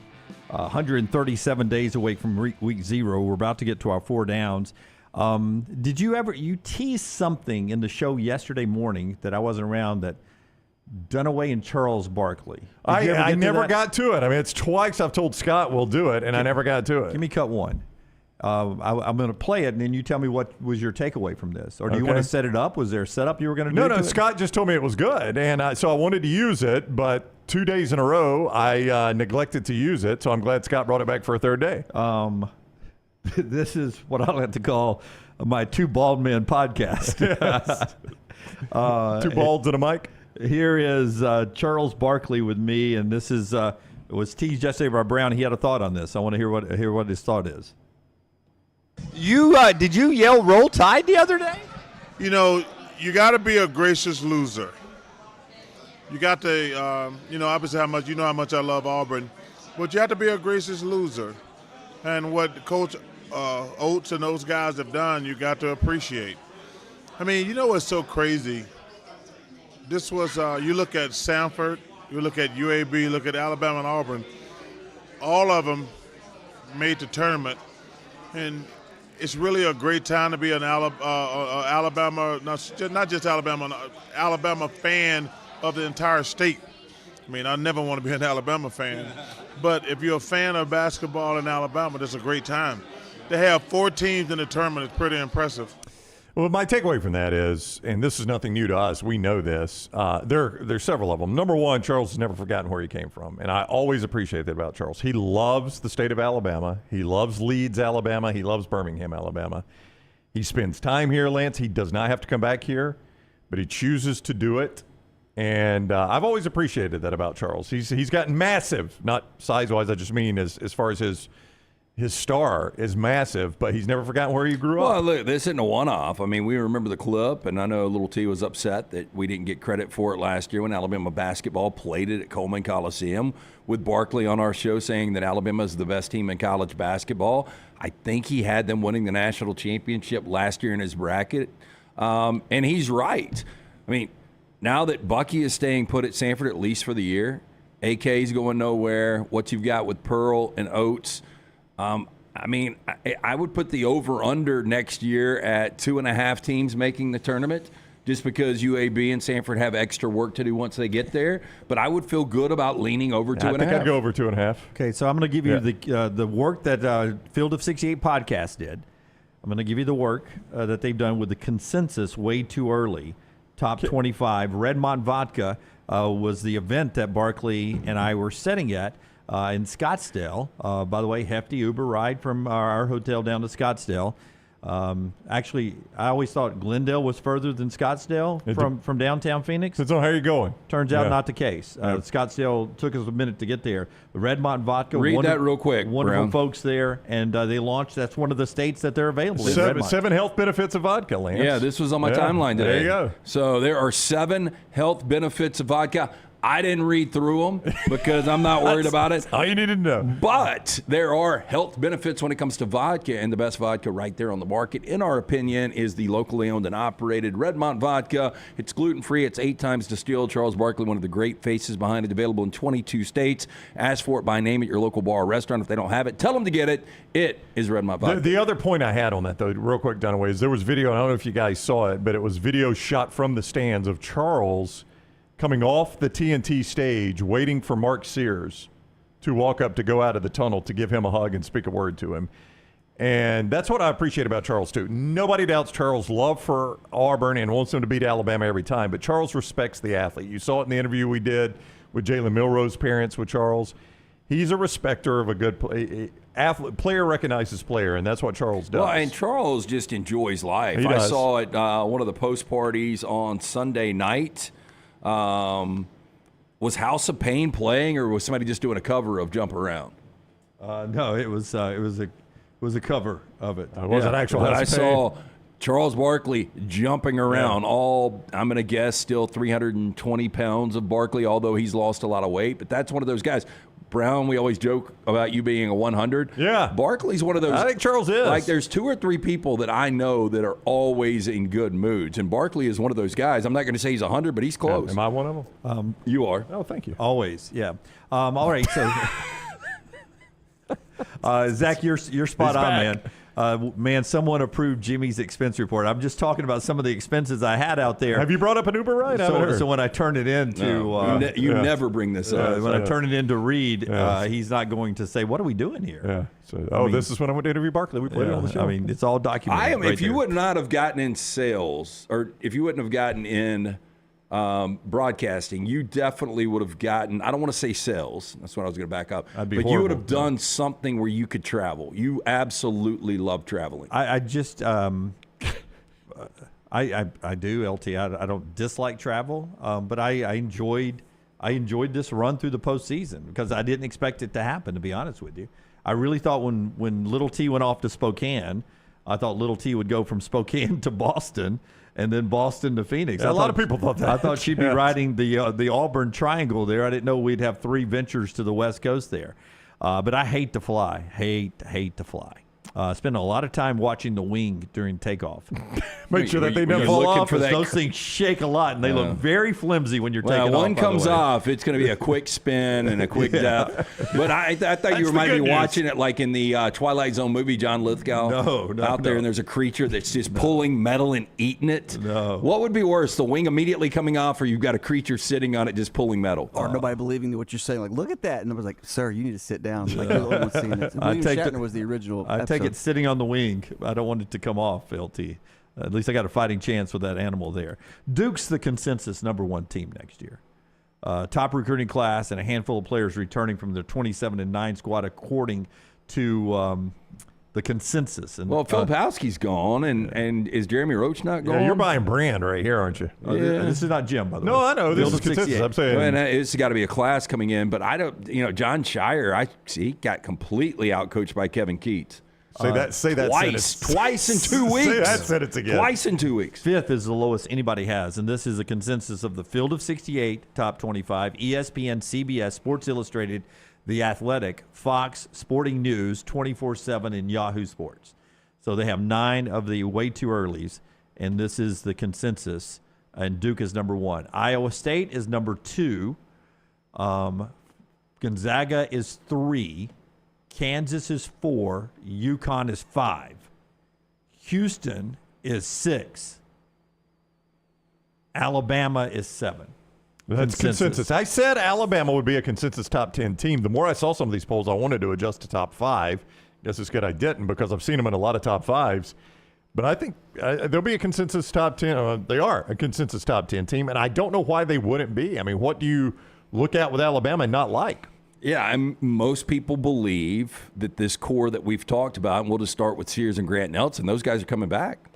Most people do believe that, yes, absolutely. And you've had a good recruiting class. Nate Oates has proven this guy can coach in the NCAA tournament. I don't think anybody doubts that. Aaron Estrada is the only rotational player that is out of eligibility. Yeah, you're going to have a stacked roster. Now, I will tell you this, that I expect some named players to not be back.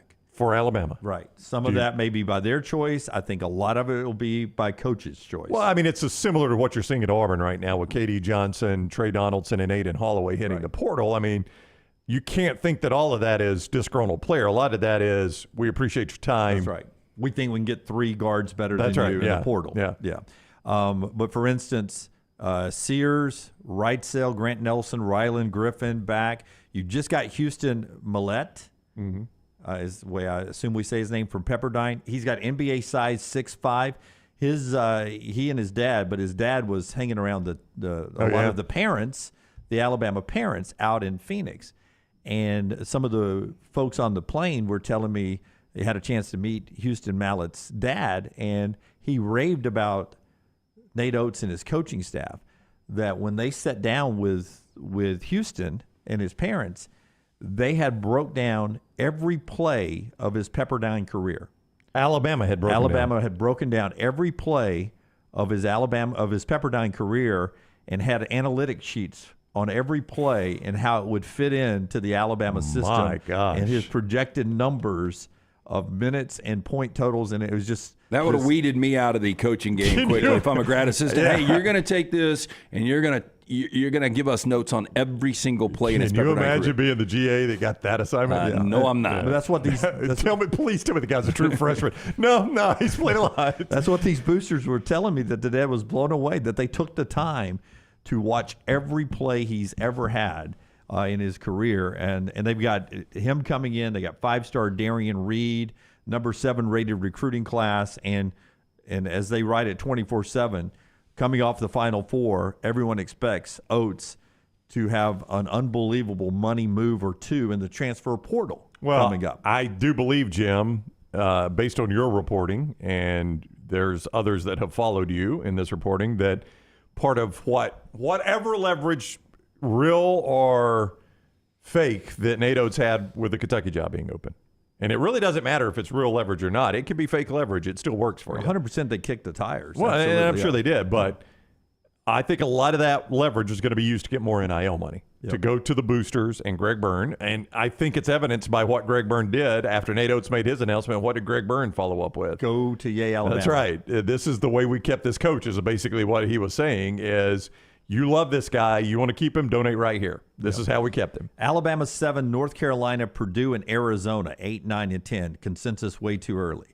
Alabama's the only one in the top 10 from the SEC. Now it gets a little SEC heavy. Number 11 through 15. Baylor is 11. Tennessee 12. Auburn 13. Yeah. Right there, because you look around, Janai, Dylan Cardwell, and just by your watching what Auburn's doing with those 3 guards leaving, you expect them to bring some into the portal. Marquette 14. Florida is in at 15, consensus there. Then you got St. Mary's, Miami, BYU, Rutgers, Maryland, rounding out some of the rankings there. Florida's going to be your – I told Lance this yesterday. Florida's going to be your sexy pick. I think that's the one everybody's going to latch on to that's not an obvious, Alabama, Auburn, Tennessee. I think Florida's going to be your sexy play there. A lot of people are going to buy into Todd Golden. And I'm not saying that it's wrong. I think Alabama's going to be more, and not really a sexy play because they're going to be really good, but I think Alabama's going to be – I think they will be your media favorite to win the conference. I think picked across the board. Some of this might depend on who Kentucky hires. I mean, if Kentucky has a massive – it depends on what happens in the portal. Yeah, Kentucky not really mentioned there. Kentucky, I did notice that. Kentucky will be there. Texas not mentioned there. Texas will be there. Texas A&M will be there. Yeah. Mississippi State will be there. I think Oklahoma will be a contention. And then as soon as what Buzz was talking about, as soon as all those Kentucky players start transferring to Arkansas, all those signees, Arkansas will be a sexy pick by the time we get to it next year as well, too. No, you're absolutely right. Arkansas will – there'll be a lot of people just based on Cal being there. That's right. Because just like you had a lot of people buying St. John's this year with Rick Pitino. Right. And he just missed the tournament there. Yeah, I'm interested to see, and Buzz Baker was talking about Kentucky stayed young and these other teams with the portal got older. There's going to be some interesting guys like Deron Holmes at Dayton. Anthony Grant's Deron Holmes. After the year he had this year, he is a legit 6'10", 6'11", and can do a ton of things. And that was really the one thing that Alabama had missed this year. And you just wonder if this guy stays at Dayton or does he take a lot of money and jump somewhere. Yeah, it'll be interesting. But that guy's a game changer. Okay, 4 downs next segment, then Andy Staples as we roll on. Show being brought to you by 2 great sponsors. One of them is Woodhouse Day Spa. Woodhouse Day Spa, just a great place to get that significant other, the gift of luxury. So you can do it a couple of ways. You could drive up to the Summit Shopping Centers. It is a beautiful location. You could stop by, see Stuart and the great staff there. You can purchase gift cards right there. They've got luxurious robes. Who doesn't like a good robe to cruise around the house in? But they've got 70 different options on that menu, including massages, body treatment, skincare, waxing, nail services. Woodhouse Day Spa, voted America's best day spa since 2009. Order that special person gift online 24/7, birmingham.woodhousespas.com. Or again, stop by, see the fine folks at the Woodhouse Day Spa, and tell them the next round sent you. And our friends at NASCAR Racing, April 19th through the 21st. 2 races on Saturday, the Walker Hayes concert coming up on Saturday night, and your Geico 500 races on Sunday. Camping all week long. We always encourage you to upgrade your garage to a garage experience, a suite experience. Wonderful, wonderful opportunities to people watch. Just a great party atmosphere. Walker Hayes in concert, Geico 500 on Sunday, racing all week, April 19th to the 21st. It is TalladegaSuperspeedway.com, TalladegaSuperspeedway.com, or 877-GO-TO-DEGA. Follow LT on Twitter at @TheLanceTaylor.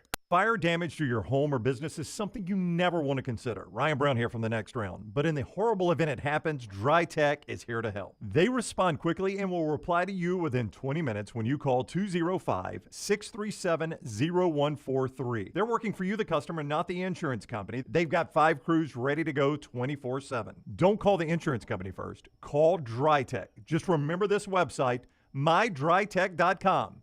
That is mydrytech.com. Hey, Lance Taylor from The Next Round to tell you about my friends at Michelson Laser Vision, located conveniently UAB Highlands. Almost 20 years ago, I went in for the procedure. Only took 12 minutes for both eyes. When I went in, I had 2200 vision. I was legally blind. Now I have 20/15 vision, still 19 years later. Make the call today. Schedule a hassle-free consultation. 969-8100. Dr. Mark Michelson, Dr. Jen Michelson, Michelson Laser Vision. Make sure you tell them The Next Round sent you. 969-8100 or MichelsonLaserVision.com.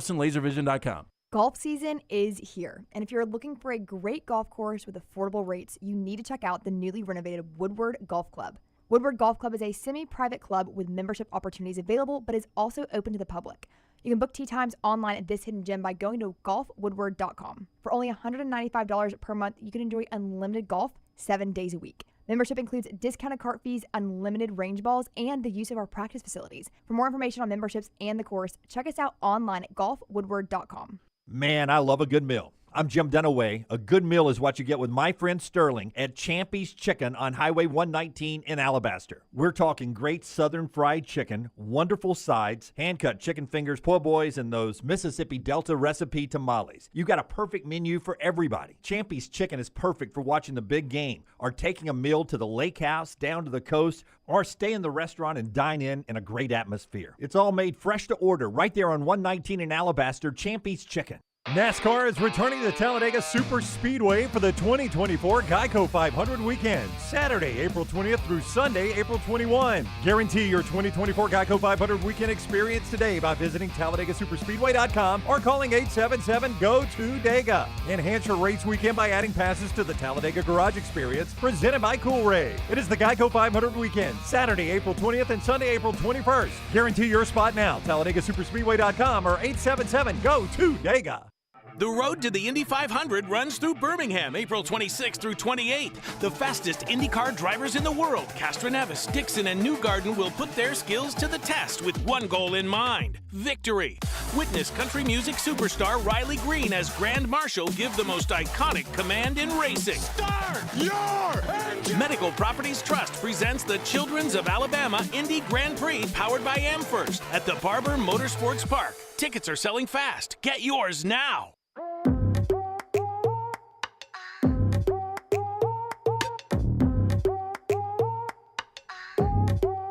Back with you on The Next Round. That's a live look at our little Pokemon. Oh, my back. Yeah. What's his name? Spud? Spud? I've never seen Ash. it. Ash. That's close. Spud's good at trivia. Spud is good at trivia. I like the way Apparently he's good at poker. I heard EG made the final table the other night, but Spud took home the cash. Oh, good for Spud. I like the way it's a live look at LT. Yeah. And then animation there. Hey, what is Scott's talented. and I asked this for Pokemon is a dog or a dragon or is it a fictitious? Lunsford, I got you, man. I don't know. It's a Pokemon. Come on, Lutz. Pokemon is like, so that's Pikachu that's on his shoulder. Pikachu is a Pokemon. Like, Pokemon is what the animals in that world basically are called. Okay, but do they hang on your shoulder? Well, I mean, Pikachu hops up on his shoulder like when they're walking down the road, like a parrot would hop up on your shoulder or something. I mean, or like a monkey? Or a monkey, sure. Okay. Yeah. As Dave says, you've heard of anime. That's Lanime. Like Lance Ame. yeah. Preston says it's a pocket monster. Yeah, Pokemon is short for that. Well, everybody needs a pocket monster, right? Because you put them in little Pokeballs and you keep them with you. Dunaway carries his pocket rocket everywhere. Yeah, I had one when I was younger, LT. Show being brought to you today by our friends at Hemp Hill. Sometimes it runs hot, sometimes it runs cold. Sometimes it does. 205-229-2090. Trust in Birmingham's trust since 1954 for all of your plumbing, cooling, and heating issues, whether it's at your home or business. They are ready to serve you. Call Andrew, Adam, Chad, the guys there. They're going to hook you up. Tell them the next round sent you. Hard to stop a train. 205-229-2090 or hemphillservices.com. 1962, this happened in sports. They opened Dodger Stadium. I've never been. You say it can be rough. Oh, you get in the pavilion. I mean, there's days where they weren't serving cold beer in the pavilion because it's so rough. I heard literally man and son's probably 8 to 10 years old. I was there for a Florida Marlins game way back in the day, and I was sitting with my ex-wife Bethany behind them, and there were, it looked like some gangbangers were all over them, and the dad told him to quit, and the guy was like, I'll gut you in the parking lot in front of his kid. Okay. Dodger Stadium can be rough. I wouldn't be comfortable taking my kids unless I was sitting in box seats. I know Brown's been. He didn't have any issues. Loved it. I would highly recommend it. Stay away from the pavilion. Yeah. I thought it was, and I've been 4 or 5 times. I think it's a little overrated. But, Loved it. I would recommend a couple things. Number one, like Lance said, don't send the pavilion. Just spring for better tickets. Number two, spring for a parking pass. Do your homework there on what the best parking passes are for exit. But number three, don't get freaked out about the post-game traffic. Like, I wanted to stay for the whole game. I'd always heard you never stay for the whole game at Dodger Stadium. The traffic wasn't as bad as I feel. It's game traffic. Worse going into the Rose Bowl than leaving. Oh, gosh, Dodger Stadium. Yes, absolutely. Yeah, but you're not dealing with the same size crowd. Yeah. And there's a couple of reasons. Everybody dogs out Lakers and Dodgers fans because they get there late and they leave early. Well, for Dodger fans, it's not only about the traffic around Southern California, but it's also getting in and out. Yeah, it wasn't as bad as I had been led to fear. Last night, the Dodgers get another great effort from former Tampa Bay Ray Tyler Glasnow. After you were saying he's pretty much washed up yesterday. 14 strikeouts, 88 pitches. He'll get hurt eventually because everybody does. Dodgers 6-3 over the Twins. They play again this afternoon, day baseball. Braves win last night. 6-5 over the Mets. Tonight, 6-20 in that one. Braves off to a 7-3 start, still a 2.5 game lead in a division that the Braves are the only team with a winning record right now. And then speaking of injuries, before we get to Andy Staples, in 2008, the average Major League fastball was 90.5 miles per hour. What year? In 2008. Okay. Not long ago. 90.5 miles per hour was the average Major League fastball. Today, or last year they had the full stats. 94 on the nose was the average Major League fastball. But also, Major League pitchers who have already had a Tommy John surgery in their life. Current Major League roster, 35.3% of Major League pitchers have already had at least one Tommy John surgery in their life. That's great. And you think about that, 35% would have been out of baseball before Tommy John. Yeah. They're blaming all these injuries, including Strider, on increased velo. Well, you weren't around for the end of the show yesterday, but I was seeing, and Doug Segrist was the one that tipped me off on this. They're talking about how the old school guys used to come over the top, and they've flattened their arms out now, and you're getting increased injuries as they've been taught maybe to flatten their arms out a little bit more. Yeah, and that's one of the concerns. Unbelievable that they've jumped those numbers so much. All right, EG's in Augusta for the par 3 tournament today. Still the record. No par 3 winners ever gone on to win the Masters. Don't believe so. I think that's still there. Let's see if somebody finally breaks that. We'll talk to Andy Staples because Saturday, not just Alabama's 8-day game, a lot of national contenders. Ohio State, new look quarterback there possibly. Ole Miss, Georgia. You got it. They're playing Saturday in spring games of different varieties. We'll talk football with Andy Staples coming up on the show that's being brought to you by Storm Restoration Roofing. Greg from Pell City, Greg Nelson, has unveiled his real name yesterday on the show.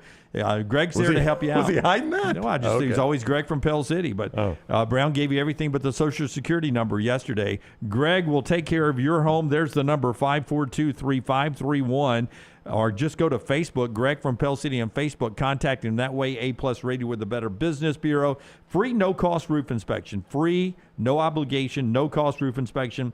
He will take care of aging roofs, storm damage. There's some storms around the southeast today. Please be careful out there. If something happens to your home, Storm Restoration Roofing, 205-542-3531.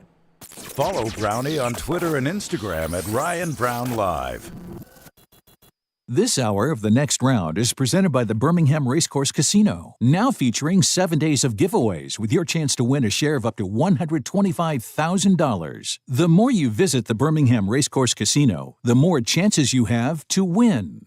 Let's face it, a home is one of the most powerful assets you can have, and our friends at Mortgage Right want to help you build wealth through home ownership. Mortgage Right is all about providing competitive rates, a variety of loan products, and a multitude of resources for a seamless home buying experience. They treat their borrowers like family and are always looking to bring more happy homeowners under their roof. See more by visiting mortgageright.com/TNR today and start living. That's mortgageright.com/TNR. NMLS 2239, Equal Housing Lender. Birmingham, your back-to-back champion Birmingham Stallions return to Protective Stadium on Saturday, April 13th as they take on the Memphis Showboats.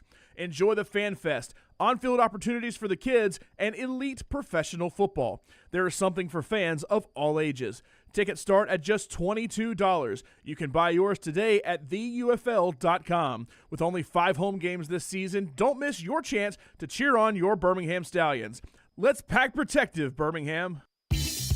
Hey, you. Days warming up, looking like spring. And at New Balance Birmingham, we've got the thing. What pops and what's fresh? Check the selects. Come together at New Balance Birmingham on Highway 280, right next to Chick-fil-A. New Balance Birmingham, we got now.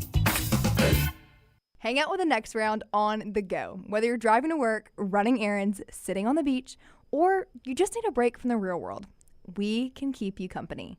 Check out the Next Round, Mystery Fifth Hour, and our other shows on your favorite podcast app. We'll meet you there.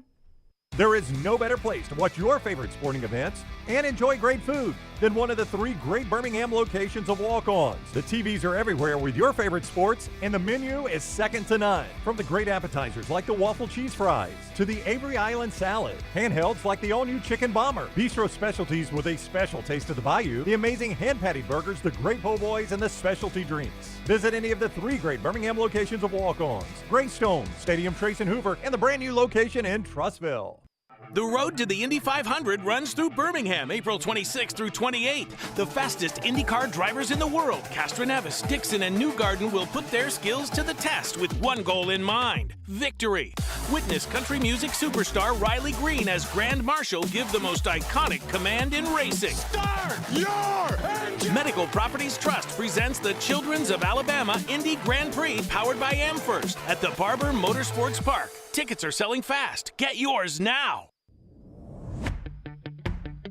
Jim Dunaway, Lance Taylor, Ryan Brown, and Rockstar. Live from the Birmingham Racecourse Casino Studios, The Next Round, presented by Bud Light, is on now. All right, Champy's Chicken brings you this hour. It's a good time to talk Champy's Chicken because Our next guy knows good food. Southern Fried Chicken is fantastic. You get it on Highway 119 in Alabaster. Perfect for your tailgates. If you're going to the A-Day in Tuscaloosa this week, pick some up, take it tailgating, and enjoy a little football. Champy's Chicken, Sterling and the Crew, Highway 119 in Alabaster. You know we love the Mississippi Delta tamales they have there. Andy Staples on 3 with us now. Are you a tamale guy, Andy? Do you like those? Oh, I love tamales. And it's interesting. You know who introduced me to Champy's was former Georgia coach Jim Donnan. How really? There was a Champy's in Athens, and he took me there, and it was phenomenal. Yeah. Listen. There are a few things in the world better than great fried chicken and some sides. Like depending on the mood, you go green beans. Sometimes you go mac and cheese. But there's so little that tops that. It just, you can spend a lot more money on a meal, but great fried chicken is really hard to beat no matter what. Like it could be filet mignon. It could be, the finest dish in some Michelin starred restaurant. I don't care. You put good fried chicken in front of me. I am a happy camper. I made what to some is a controversial statement the other day. I love steak, but I grilled some pork chops and I really liked them. I think a perfectly grilled pork chop is better than a steak. I disagree with that, but I do love a perfectly grilled. I don't know that it's better, but I do think sometimes you feel like you want something a little different. And like the double cut pork chop is a great meal. Yeah. Like it's a highly underrated one. And it's one of those that depending on where you are, you're right. That there used to be a place in Fayetteville, Arkansas, and it unfortunately did not make it through the pandemic. But they did a double cut pork chop with like a cranberry chutney that was incredible. We and I don't know if you ever. I don't think you ever covered NASCAR racing in Talladega, and I don't think they still do this. But there used to be a day during the week that a local guy would come out and he would grill the best, thickest cut pork chop, and it was the media mill on whatever big day. The first like the drivers, Dale Earnhardt Sr. and others would come stand in line with media guys to get some of those pork chops. That's how good it was. Yeah, it's phenomenal. They were huge, size of my head, and it's huge. Hey, so by the way, guys, I'm going through the Champy's menu. When you add the Delta tamales, which a Delta tamale is a little bit different. Oh, it's good though, yeah. Kettle spice, but in a great way. Yep. Yeah. Like when you add those to the usual suspects with your 3-piece plate, like, that's incredible. Yep. Hey, so for a good 15 years of Nick Saban's tenure in Tuscaloosa, Alabama was viewed as the alpha. Now it's Georgia, but where do you have now with Texas and Oklahoma coming into this league? If you were just to give me your Power 5, not only coming into this year, but for the next 3 years. I know Georgia's going to be 1, but how would you do 2, 3, 4, and 5? Alabama's still there. Like Alabama's 2, but could be 1 again, depending on how things go. I mean, the roster is still awesome. Now, obviously, Kalen Moore's got to keep that going, but I don't see any reason that he wouldn't be able to, if you look at his history. So I'm going to keep Alabama there. Texas is there right now. I mean, look, if you go to any of the sports books, Texas and Georgia or Oregon and Ohio State are tied for the highest win totals for the 2024 season. So clearly everybody thinks Texas is going to be just fine moving into the SEC. And you look at the way that I think the biggest change in Texas over the last 10 years, what Steve Sarkisian is doing now that's better than what his predecessors did, he's developing players. Like they're getting good recruits and then making them better players, which didn't really happen for a while there. They were struggling with that. But if you look at the way some of these guys have developed in the time that Sarkisian's been there, I think that if that continues, especially along the line of scrimmage, they're going to be just fine in the SEC. I'm going to leave LSU in there because, look, Brian Kelly's won everywhere he's been. Last year, their defense stunk. They still managed to have a Heisman winner and win 10 games. I suspect they're going to be a problem for just about everybody. So that's 4 right now. I think Lane and Ole Miss is going to be a problem for a long time. Everybody keeps saying, oh, it's just this group. It's just this transfer portal. He's figured out how to work in this environment. Like he's at a place where traditionally, back in the old days, they would not have been able to stack the amount of talent required to be super competitive. Now, he's still got to prove he can beat the Georgias of the world. He's going to have his chance. They get Georgia there this year. So he's got to prove that he can do that, but I suspect he can. And I do think he's evolved and adapted to this world better than a lot of people have. Yeah, and Ole Miss is one of those teams that has a spring event happening this weekend. I think they're going to do 7-on-7. I like the way Lane is forward thinking in that. Let's just have make it like a NFL All-Pro day, and we'll do some skills, and we'll all have a good day at the Grove. He also, though, is hiring a lot of analysts who have experience. I mean, that seems to be another added factor when I project Lane Kiffin having success at Ole Miss, is he's bringing in a lot of knowledgeable coaches around him to just be analysts. What do you think of what he's doing and how he's maturing? Well, that sounds an awful lot like somebody who used to coach a few miles from you guys. Yeah. So, yeah. No, I think it's smart, and I also think the way they've handled the personnel side is smart. Their personnel department operates as close to an NFL personnel department as you're going to see, and that's what everybody should be doing now. You should be constantly reevaluating your own roster, evaluating the rosters of the other teams you play, because when that transfer portal opens, you got to be ready. And I think what they've done there is pretty smart. Now, again, they've got to prove that they can beat the big dogs on the field, but I think the talent level on this team that they've got should be quite a bit more capable of doing that than what they've had the past couple of years. I think, I remember 2 years ago when Ole Miss started off hot, Lane was pretty much out there saying to anybody who would listen, hey, when we hit the teeth of our schedule, this is not going to be so pretty. But last year you saw they were quite a bit better. And this year they've added pieces in the transfer portal on both lines of scrimmage where, starters on the offensive line where they now have legitimate competition on the offensive line with guys who played already significant snaps there and guys who played significant snaps elsewhere. And then they bring in some guys on the D-line that have been successful at other places. That's the part that I think makes the difference for them, because that's where they've not been able to match up with your Georgias and your Alabamas. Andy Staples is with us on 3 Sports. He's on the JohnstonRVCenter.com hotline. I made a very quick assessment on the show the other day that I immediately regretted, and Lance called me on it as soon as I said it. I do that often on the show, Andy. But we were talking about Oregon's place in the Big Ten, and I think we were talking about their points per game is what we were talking about, and how many total points they had scored. And I said, hey, that's going to go down in the Big Ten because they're going to shrink the game. They're going to run the ball. Oregon won't see it as much. And this guy right here said that hadn't hurt Ohio State. He's right about that. It has not hurt Ohio State. Oregon's place in the Big Ten offensively, do you think their numbers will change at all? Not really. The thing is, Michigan's the outlier. Michigan's the one that's going to run it. But look at Wisconsin. Wisconsin's running a modified air raid right now. Like, you're going to see everybody else kind of come to where Oregon and Ohio State are rather than the other way around. Michigan maybe will stay the way it is because it's established that personality and it can recruit to it. But it's harder to recruit to that than it is to recruit to what Oregon and Ohio State do. There's more just talented skill players than there are super talented linemen.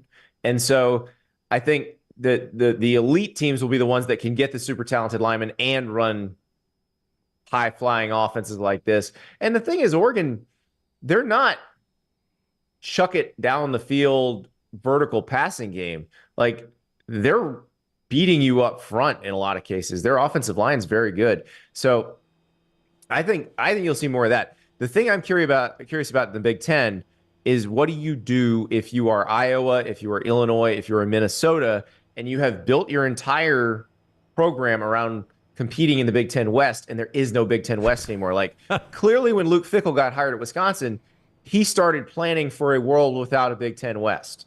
Like, that was not an accident. So they're already headed that way. I think Matt Rule at Nebraska understands that, and they're building, like, they still have a very good defense. That's going to be the hallmark of their team this year. But they're trying to build an offense that can live in that world with the Oregons and the Ohio States.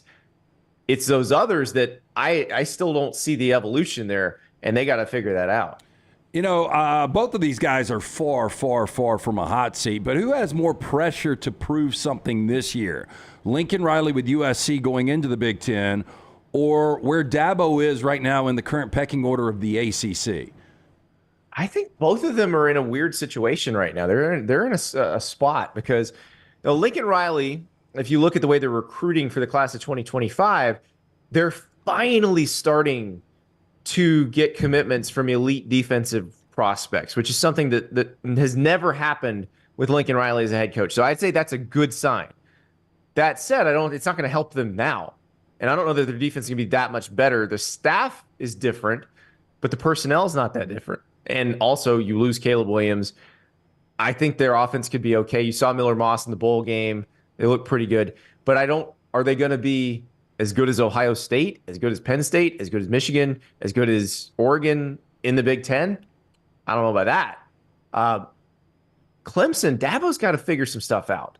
Dabo has to figure out, does he want to live in the world that exists now, or does he want to just keep trying to recreate 2016 when it's never coming back? Because the way he recruits, and he had a great answer about this during a press conference last week where he explained why he recruits the way he does, why the Clemson offer means so much, because they're not an offer 300 people a cycle kind of school. They're an offer 55 to 60 people a cycle kind of school. And you understand the way they do it, why it makes it so difficult for them to operate in the transfer portal, because they can't handle the speed of it.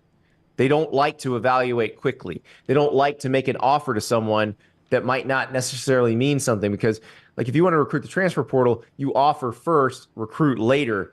That's not how Clemson operates. So it's a struggle for guys like Dabo, and he's got to decide, do I want to do this? Because they're losing players to the portal. They're not backfilling through the portal. And that's a recipe for disaster, because it's going to your depth is always going to be much younger than everybody else's depth. And if you have some injuries, you're going to have some problems. And so Dabo's got to figure that out. We I think agree on the show. Carson Beck, probably best quarterback in the country, coming back next year. They play their spring game. We talk Bama all the time here. I want to ask you about Ohio State, their spring game. How are they at quarterback? Do you think Will Howard's a fit? Is that his job? Do you think they'll go a different direction? How do they end up there? Do they have one of their great recruits that portals out here on April 16th? How are their quarterback room, in your opinion? I would not be surprised if they lost somebody, although it's interesting because Julian Sayin and Aaron Nolan just got there. Right. So they may want to go through a season and figure out where they fit in the hierarchy. Devin Brown's the interesting one, because I do think they want to keep Devin Brown around to be the backup this year. The question is, if Devin Brown feels like he can go start somewhere, does he move? I would assume it's Will Howard's job. I don't think Will Howard would have gone there if he didn't think it was going to be his job. And I actually really like the marriage of Will Howard and Chip Kelly. I think those two will work very well together. You saw Chip Kelly do a lot of good things with Dorian Thompson-Robinson during his time at UCLA. Will Howard is a similarly strong-armed, good running, big guy. Like it's a good fit there. Plus, they're going to have good backs, great receivers. Jeremiah Smith, the number one recruit in the country for this year. If you don't know who he is yet, you will definitely know who he is once they start playing, because the guy who just left's really good, Marvin Harrison. 3 years from now, we might be saying J.J. Smith's better. Wow. So that's a scary thought when you think about all the receiver talent they've had over the years. But I don't think it's hyperbole. Like if you talk to people who've watched this guy play and watched him practice over the last few weeks, he's the real deal. So I think Will Howard's in a good place. And, look, Will Howard led K-State to a Big 12 title. Like, that wasn't an accident. Now he's surrounded by a lot more talent, and his job will be to get the ball to these incredible playmakers. And they also, remember, they got Travion Henderson and Quinshon Judkins in the backfield. Like, they're going to be able to really score some points. And the problem is with Ohio State now, I think Jim Knowles has fixed that defense completely. They looked fixed last year, and this year they bring in even more, they bring more talent back. They bring in, guys out of the portal that can make them even better. Caleb Downs comes from Alabama. That allows them to move people around and get people into the right spots so they can put their best 11 on the field. Sonny Styles is moving to linebacker. You're gonna hear that name a lot because he was playing safety kind of out of position. Now he's gonna be a linebacker where he should be. So I think Ohio State's in really good shape. And the Will Howard thing, I think he wound up in probably the best situation. It's interesting, he met with USC. He looked at a few different places. This is an incredible situation to fall into after Colin McCord's like, nah, I'm going to hit the portal. For those of you that are not using a gas grill your pork chops over apple wood. Just go to the local store where you buy these things and buy apple wood and baste it with Rufus Teague's smoky apple barbecue sauce. I don't know if Andy's used Rufus Teague products. Really good stuff. They got a smoky apple barbecue. Excellent combo right there if you grill your pork chops over apple wood. That does sound good for a double cut pork chop. Oh, it's over phenomenal. apple wood. Yeah, that's a perfect combo right there. Yeah, there you go. Apple wood and Rufus Teague. You can get that at your local supermarket, so you're welcome. Andy's still here, right? I do. Yeah. I love it. I mean, Andy could stay the whole show he probably has better things to do. I'm happy to talk food the whole time. Listen, your listeners may get bored, but I will not. No, we all will like not to either. eat. Yes, it's lunchtime. Yes, Andy, thank you very much for the time. Have a great week. Thanks, guys. All right, take care. Andy Staples with us on the JohnstonRVCenter.com hotline. On 3 Sports is where you find him, at Andy_Staples on Twitter. Okay, developing news. We'll give you an LT update on that after I tell you our friends at Weta Wellness, your journey to healthy living. Boy, they have their work cut out after I've been to L.A. and Phoenix back-to-back weeks. And, little T has the metabolism of a 20-something. I have the metabolism of a not 20-something. Hard to keep up, man. Hard to keep up. Ate good in L.A. and glad to be back home, but ready to get to work for the summer and to get to that shirtless picture that we'll post at some point this year. And Leslie and her board-certified team is going to help me. Weta Wellness, your journey to healthy living. No contracts, no sign-up fee, and your first consultation is free. Get all the details. The website is aplanforme.com. Planforme.com. Weta Wellness, your journey to healthy living. What do you have for me, LT? Yeah, a couple of reports out there on the Kentucky search. This one from Yahoo, a guy named Ben Roberts. Wednesday morning, a plane belonging to JC Land LLC, a company owned by Joe Kraft, according to business records, with the Kentucky Secretary of State. It flew to the Waco area. The aircraft was headed back to Lexington later Wednesday morning, scheduled to land around noon, so at about 40 minutes. They say Kraft is UK Athletics' biggest booster and a major donor to the university. And there is a report that Scott Drew has began to notify staff and players that he's going to take the Kentucky job. We'll see. But this is supposed to be something that is going to be announced in the next 24 hours. No word that he's on that plane, though. It could have been just carrying the AD down to meet him. But think of this. And he's a hell of a coach. He is a hell of a coach. If they pull this hire off, your Southeastern Conference is going to have Nate Oates, one of the hottest names in the game right now, Bruce Pearl, one of the most accomplished, winningest coaches in the game right now, John Calipari, still in the league, an accomplished coach, Scott Drew, a great coach, Todd Golden, one of the upcoming. Rick Barnes, got one of the winningest coaches of all time. Chris Beard. Chris Beard. I mean, the coach of the year, Lamont Paris. Who just won coach of the year. The 2 guys at Texas and Oklahoma. I think Buzz is a good coach. Buzz Williams. Yeah. The 2 guys, you seem to have more faith in Rodney Terry than me. I don't have a whole lot of faith in Rodney Terry. It's a job that will fill, when Rodney Terry's time is done, it will fill up with somebody really good. And Porter Moser has been underwhelming to me at Oklahoma. Maybe I just expected more out of Porter Moser. Yeah, I agree. Because there was that report. It wasn't a great first year, and there was a report that he was going to go back to Chicago, take the DePaul job. He said that's false. He's going to stay at Oklahoma. But it's a guy that's been to a Final Four. Yeah, I mean, he can coach, obviously. I'll be interested when we do this exercise, and I'm sure we'll do it sooner than later. How would you list the current coaches in the SEC? Yeah. It's harder in basketball than in football. Well, because Scott Drew has a national championship in the last 3 years. Yeah. He does. Absolutely, he does. And Porter Moser has one of those unique one-off Final Four appearances with Loyola Chicago, right? That's right, yeah. Yeah, so he's been there before. Yeah, you're adding 2 Final Four coaches to the league with them coming in, and if you hire Scott Drew. Well, how many Final Four coaches do you have now? You got Bruce Pearl, you got Nate Oates, you got Rick Barnes. You got John Calipari. You got Chris Scott Beard. Drew, Chris Beard. Porter Moser, when he comes in, that's 7. Are we missing somebody that we shouldn't be? I mean, that's almost half the league has been to a Final Four. I mean, that's insane to think about. Yeah, are we missing anyone? Probably. I forgot. I missed the early part of who you named. All right. We got 7. Nate Oates, Bruce Pearl, John Calipari, Rick Barnes, Porter Mosier, Scott Drew when he is here.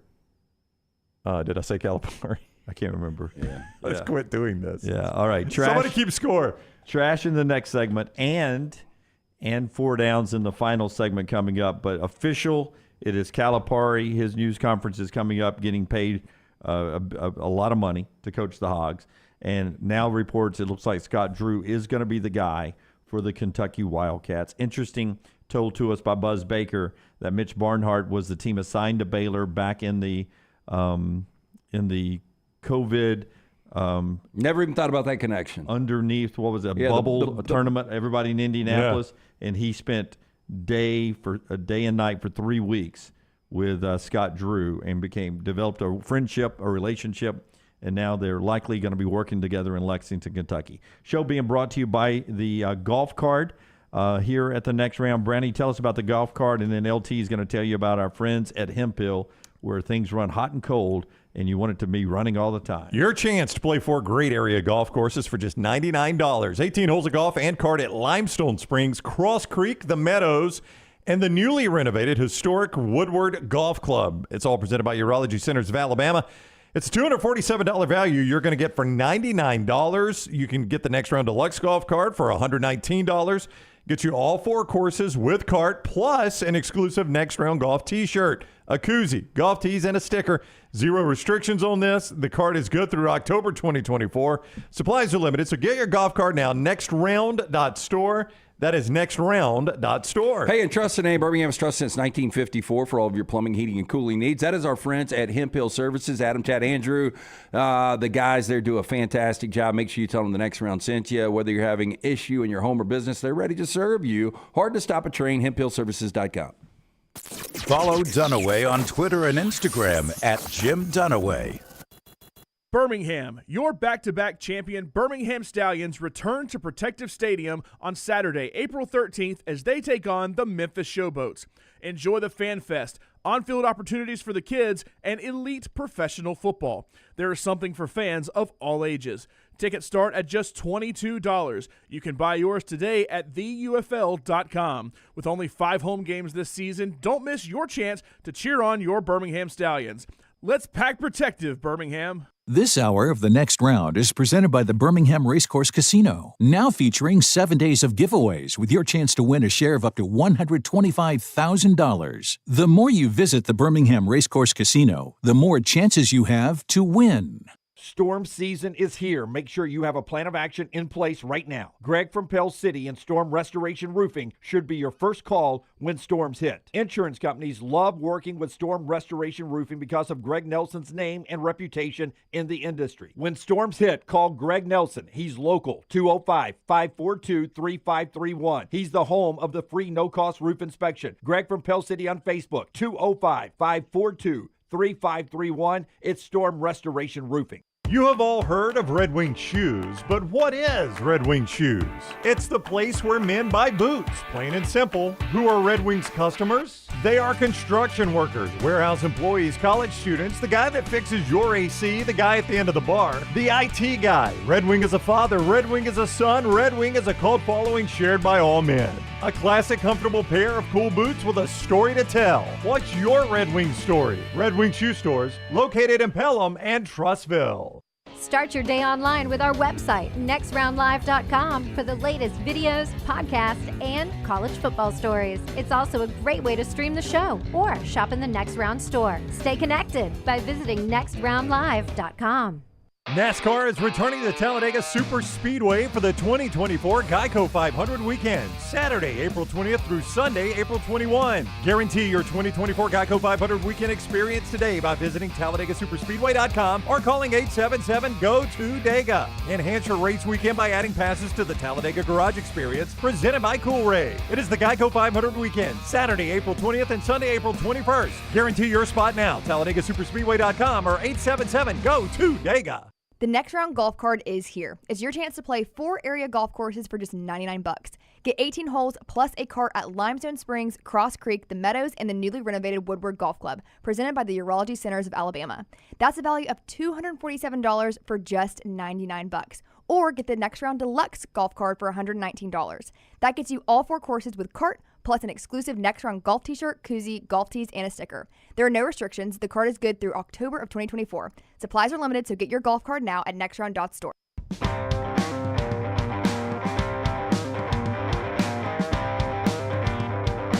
Back with you on the next round as we roll on today. Coming up in just a second, we will get to Trash on the Table. But the show being brought to you today in part by our friends at Urology Centers of Alabama. Listen, all the time, guys, you got to stay on top of your health, especially as you get older. And that's what UCA can do for you. Just go to their website, urologycentersalabama.com. urologycentersalabama.com, 205-930-0920. We're talking about 15 locations around, or is it 16? 16 locations around the state of Alabama. You can get all the details from prostate health to kidney stones, urologycentersalabama.com. Brownie, give us an update on what we've seen coaching-wise today before we get to Trash. Well, Arkansas has taken the doubt out of it. They're giving all their fans the airport schedule for John Calipari's plane landing. They want a group at the airport there, They want that video. The press conference will officially be 6 o'clock tonight. Buzz Baker with us earlier from up in Kentucky said bet the under on Cal actually calling the Hogs.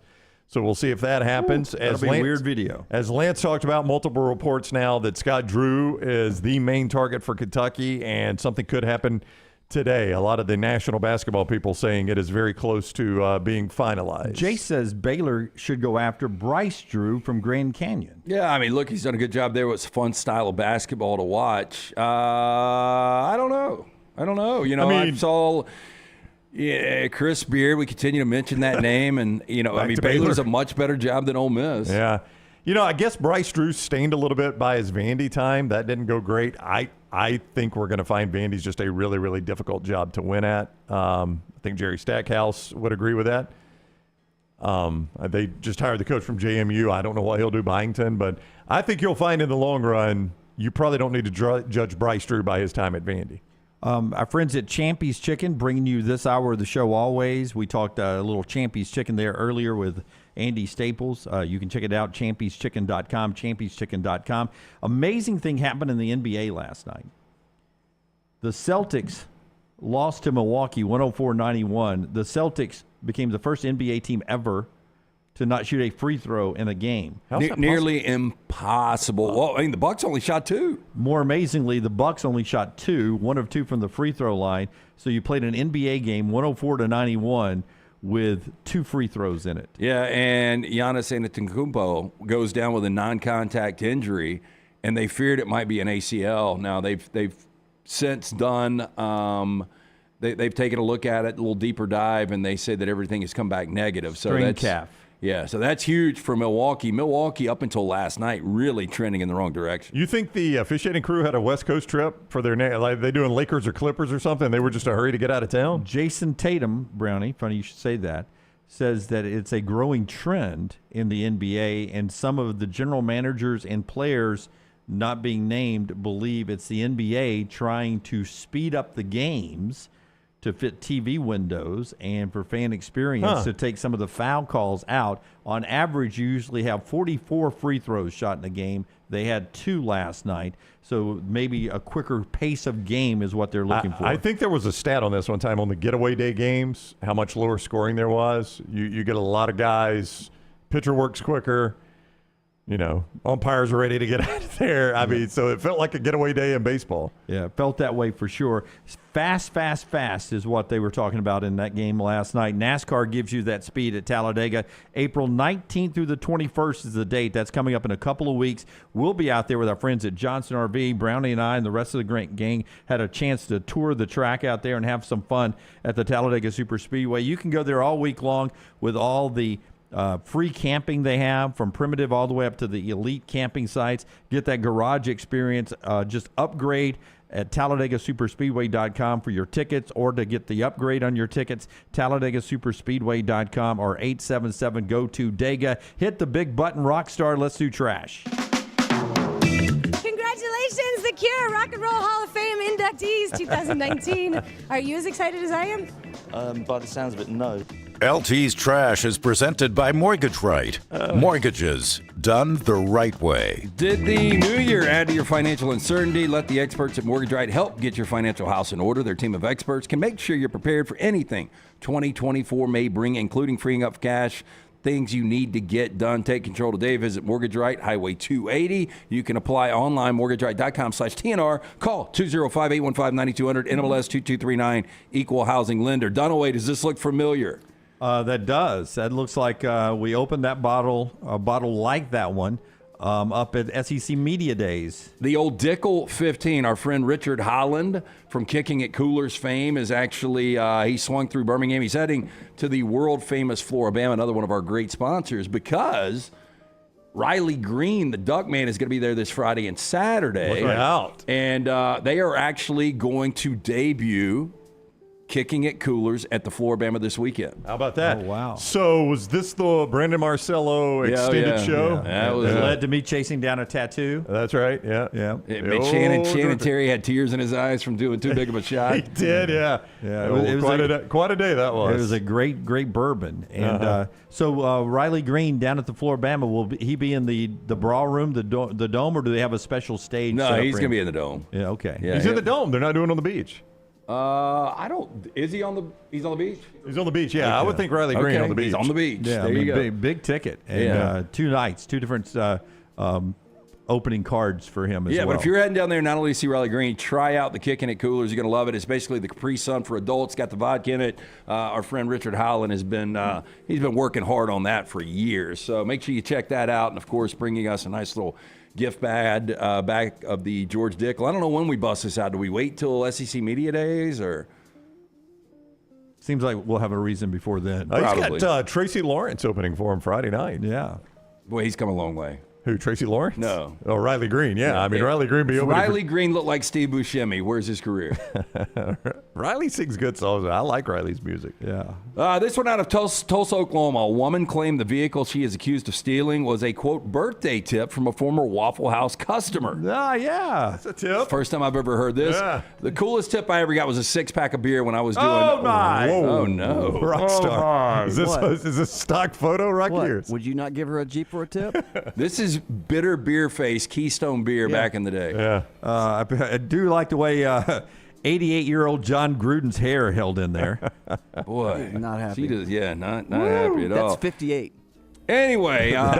She's 58? The most unique tip I ever got was a 6-pack of beer when I worked at the Great American Car Wash on detail. And getting a car from a customer at Waffle House seems a bit much. But according to the Tulsa Police Department, the officers received a tip about a stolen white Jeep Liberty on April 1st. Officers were able to stop the Jeep, speak to the driver. They identified as the beauty right there, Angela Harrison. Harrison told officers that she was at a gas station an hour earlier where she ran into a former customer of hers when she worked at Waffle House. She told police the man gave her $10 cash in the Jeep as a gift because her 53rd birthday was coming up in a few weeks. Okay, let's do something here. Forrester, give me a tight shot. I mean, really tight. You? I'm going to make a face, and then we'll let Lunsford or Forrester can Photoshop it with that hair with me. Okay, ready? Just do one of your selfie faces, your duck lips. Yeah. I like how Jim maneuvered his lips first just to get them ready. So there you go. Get in character. Yeah. So you have fun with that one, Forrester. Yeah. Okay, I didn't realize this was a thing outside of a James Bond movie, but Philadelphia has banned license plate flippers, which would allow drivers to evade tolls, parking tickets, and police. How about that? So it flips it down so they can't get the photo, huh? Yeah. Now, Philadelphia Mayor Sherrell Parker signed 3 public safety bills from the city council this week, including one that bans use of devices like this that allow drivers to switch or obscure their license plates with a click of a button. Under the new law, people would be fined $2,000 for using manual, electrical, or mechanical license plate flippers. License plate flippers have been banned in Texas and Washington, and Tennessee is considering legislation that would ban them as well. I've seen the balls hang from a truck. I've never seen one of these, though. I have not either. I haven't I either. don't think you wouldn't see it in action. It's just when they go through a toll. Yeah, you got to click the button at the right time. Something like I've never heard in a conversation of somebody saying, you know what, I've got a license. You know what I got? You know what? I was on a toll road right after that one. If you go the back way to Destin, like down through Andalusia and all. And they built a toll road, and I did not realize it was a toll road. Well, I get this bill from the state of Florida, like, hey, you owe us this amount of money. I'm like, what the crap? So I call them. They're like, oh, no, sir, we've got your license plate. And they did. I mean, I got the laziest cops in the world is Brantley. You go through Brantley, you don't see any cops, but they take pictures of you nonstop. Oh, do they now? Oh, yeah. Yeah, have you gotten popped there? I've gotten a ticket in the mail from Brantley. Yeah, I got them from Arizona. From one trip back in 2010. I remember that. Yeah, told that story the other day. I learned you have to pay it. Yeah, told that story the other day on the way down to Auburn. Yeah. So got to pay them. A psychoactive drug made from human bones is leaving addicts digging up graves in order to get their fix. Weird story here. Police officers are guarding cemeteries in Freetown, Sierra Leone, and more people are turning to the drug Kush. Now, it's made from a variety of toxic substances with one of its main ingredients ground up human bone. The crazy thing is, we got to think of one more additive. What do we have here? What if I did bone dust? Yeah. Now, human remains contain traces of sulfur, which allegedly can enhance the effects of drugs. Can't you just buy some sulfur? Hey, by the way, burning sulfur smells awful. Hey, yeah. Smells like somebody shit their pants. Yeah. By the way, but my experience is enhanced. all the toxic stuff and human bones and smoke it, or just a nice glass of George Dickel. Yeah. 15. Lance has always said, based on the tattoo that you got, Brandon Marcellus stumbling around the woods or the streets of Nashville, and that was not something that was, I don't know, put together on the front side. He meant to stop by for 10 minutes, right? Yeah. He ended up spending like 10 hours with you guys. Dunaway, one of the most famous things. By the way, they say this hypnotic high can last several hours. I've had people repeat this to me that they've heard Lance say it on the show before. A bottle of tequila will get you anywhere you want to go. Anywhere you want to go. That's right. When we talk about these people using these idiotic drugs, Lance is like, look, if you're going to do it, don't kill yourself smoking something you don't know. A bottle of tequila gets you anywhere you want to go. That can kill you. I mean, enough tequila could kill it you. Can, but a bottle bath full of salts, you eat people's faces off. I know. That's where I think you started saying it was in the bath salt craze. I don't think you realize how much you get quoted, LT. Like, we were at dinner last night, and my daughter, she's my daughter, but she had one drink of one variety, and she got a different alcohol in her second cocktail. And I was like, "Ooh, you're gonna mix things?" And she's like, "Don't mentally put that in her head. No, it's not true." She says, "That's not true. You can drink whatever you want to drink. There's no sickness involved." And Dad, I know it affects your vagina, but not mine. I said, that's exactly what Uncle Lance says. He says it's all mental. It really is, though. Chris Randozza has spent the last 10 years of his life tinkering with an idea. He calls it the hands-free popcorn bucket. Now, Randozza developed his first prototype in 2014, cut a soda cup in half, glued it to the bottom of a greasy popcorn tub. Wasn't rocket science, so Randozza was surprised when he couldn't find other cup holder-friendly buckets on the internet. His innovative bucket began to take shape. Randozza applied for and received 2 patents and began working with overseas manufacturers. Now, Randozza goes on to say, quote, "They're thick, sturdy, built to last." Launched a website in January. He's now trying to get the attention of major movie theaters like AMC and Regal. Randozza has also gone to 3 different Shark Tank casting calls, but never made it to the final round. He is now selling the cups online for $18. He also created and copyrighted 5 popcorn bucket characters. The stickers sell for $4, can be used to create custom buckets. If you don't go with anybody else, if you're not sharing the popcorn, you really can just hit do you ever hit, like, if you got Coke in hand and you're walking? Oh, yeah. You hit it with the tongue and it just sticks? If I'm by myself, I will do that. Well, what are you going to do when it's halfway down? You're going to put your head in the bucket. Yeah. I mean, it's not going to be a good look. This does not seem to be, I mean, I don't go to the movies a lot. Lunch for Mel to go all the time. This does not seem to be a big need for people. No. Well, I like Maggie to hold the popcorn. Yeah. And the milk duds, and I can just graze by That's reaching right, yeah. over there. Well, Lunsford agrees. It's actually a pretty good idea. Like, you don't get, especially if you do butter in your popcorn, because like there was actually a product like this when I was gaming. They did it for gamers, same kind of thing. So you might have like a Coke or something or an energy drink, but you can grab a snack and basically, I want to say Doritos did something like this with like their chips. So it's basically the same idea for the popcorn. You don't have to dig in the popcorn, or if you're sharing, it's probably a little different if you're, putting your lips on it or something. Lunsford, give me a percentage of people you think that because I think the movie popcorn is seasoned and buttered well before you put that accelerant on it. So I never do that. I've got to have popcorn when I go to a movie now. I'm going to see Civil War. I'm planning on going to see it tomorrow night. I'm really excited about that. And I will be getting some popcorn, but I never put butter on it. I don't either. I mean, it's pretty good beforehand. I'd say probably a good number of people still put butter on it, but regardless, it's still greasy and salty even if you don't put butter on it. Are you going to go see Civil War? I'm going to go to the movie. You're going to go see Civil War? I was just talking to people the other day that used to be the thing I used to love to do. Yeah. It's just nothing I want to see. If But I'm you going to guys go see want to Civil load War. up, we can go see Civil War. There's a 7 o'clock showing tomorrow night. I'm going to wait to watch the real one in May. I'm not going to watch the movie. Yeah.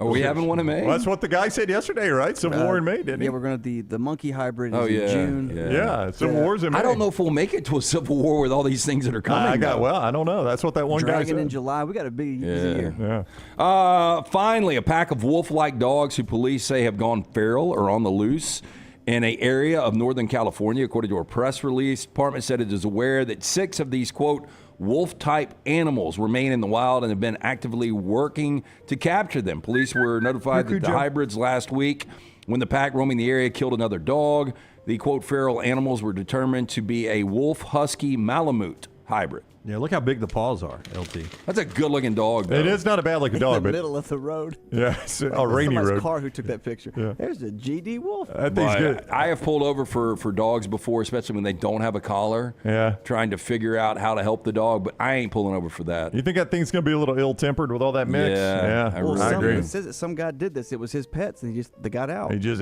mixed them? He's doing these hybrids. Yeah. That's scary.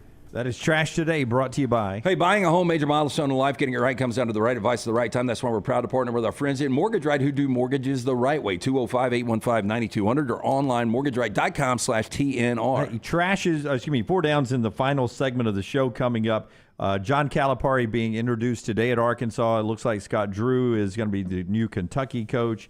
And Alabama is the number 7 team in the consensus, way too early top 25 in basketball next year. Auburn is in at 13, a lot of SEC teams there. Buzz Baker on the Kentucky job opening and what went wrong with Calipari. And Andy Staples on spring football games happening this weekend, all in your podcast center for us today.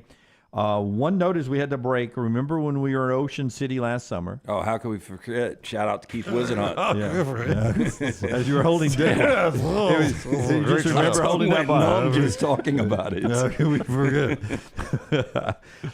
You got the autographed card of Jackson Holliday. That's right. He debuts tonight. Well, I felt great when I got it because, Matt Holliday's son, the guy they viewed the number 1 overall pick in 2022, is a can't-miss guy. And this Oriole team, they did it with youngsters last year. They're favored to win the East. They're sitting at 6-4 right now. But I'm excited about seeing this guy play. Jackson Holliday's debut tonight at Fenway, 6 o'clock on the MLB Network. If you want to watch it, 20-year-old shortstop. He makes his debut tonight. We come back on the other side of TNR, being brought to you by our friends at Bud Light from the Birmingham Racecourse Casino Studios. Call the next round now at 205-734-0923. The road to the Indy 500 runs through Birmingham, April 26th through 28th. The fastest IndyCar drivers in the world, Castroneves, Dixon, and Newgarden, will put their skills to the test with one goal in mind: victory. Witness country music superstar Riley Green as Grand Marshal give the most iconic command in racing. Start your engine! Medical Properties Trust presents the Children's of Alabama Indy Grand Prix, powered by Amherst, at the Barber Motorsports Park. Tickets are selling fast. Get yours now. Hey, Lance Taylor from the Next Round to tell you about one of our favorite places for breakfast, lunch, and dinner. That is Hamburger Heaven since 1982. Hamburger Heaven has been serving Birmingham's best hamburgers, cheeseburgers, French fries, hand-spun milkshakes, and sandwiches made fresh to order. All of their ingredients are fresh and prepared daily. This includes their beef, always fresh, never frozen, hand-pattied each and every day. For breakfast, lunch, or dinner, visit any of the 4 locations: Highway 280, Irondale, Gardendale, and Homewood. You could win a Cadillac CT5 or your share of $25,000 in free play and cash at Birmingham Racecourse Casino. The more you visit, the more chances you have to win. Play the latest, most exciting games around with fun bonuses and big jackpots. You can be a winner too. Come win your share during the Cadillac CT5 and $25,000 giveaway at Birmingham Racecourse Casino. Drawings April 5th and 6th. Located off I-459, exit 31, Derby Parkway. Must be 21 or older, must be present to win. Hey, Lance Taylor from the next round to tell you about my friends at Michelson Laser Vision, located conveniently UAB Highlands. Almost 20 years ago, I went in for the procedure. Only took 12 minutes for both eyes. When I went in, I had 2200 vision. I was legally blind. Now I have 20/15 vision, still 19 years later. Make the call today. Schedule a hassle-free consultation. 969-8100. Dr. Mark Michelson, Dr. Jen Michelson, Michelson Laser Vision. Make sure you tell them the next round sent you. 969-8100 or MichelsonLaserVision.com. Storm season is here. Make sure you have a plan of action in place right now. Greg from Pell City and Storm Restoration Roofing should be your first call when storms hit. Insurance companies love working with Storm Restoration Roofing because of Greg Nelson's name and reputation in the industry. When storms hit, call Greg Nelson. He's local, 205-542-3531. He's the home of the free no-cost roof inspection. Greg from Pell City on Facebook, 205-542-3531. It's Storm Restoration Roofing. You got to look your best to play your best, and our friends at Bandwagon can help your team find the perfect uniforms for that upcoming season. Bandwagon is with you every step of the way, from developing your team logo design to choosing from their multitude of samples. You name the sport, they can make it happen. To get your uniform journey started, you can shoot them a message on any social media platform or check out their website, bandwagonsports.com. That's bandwagonsports.com. Next round listeners, it's time to jump on the bandwagon.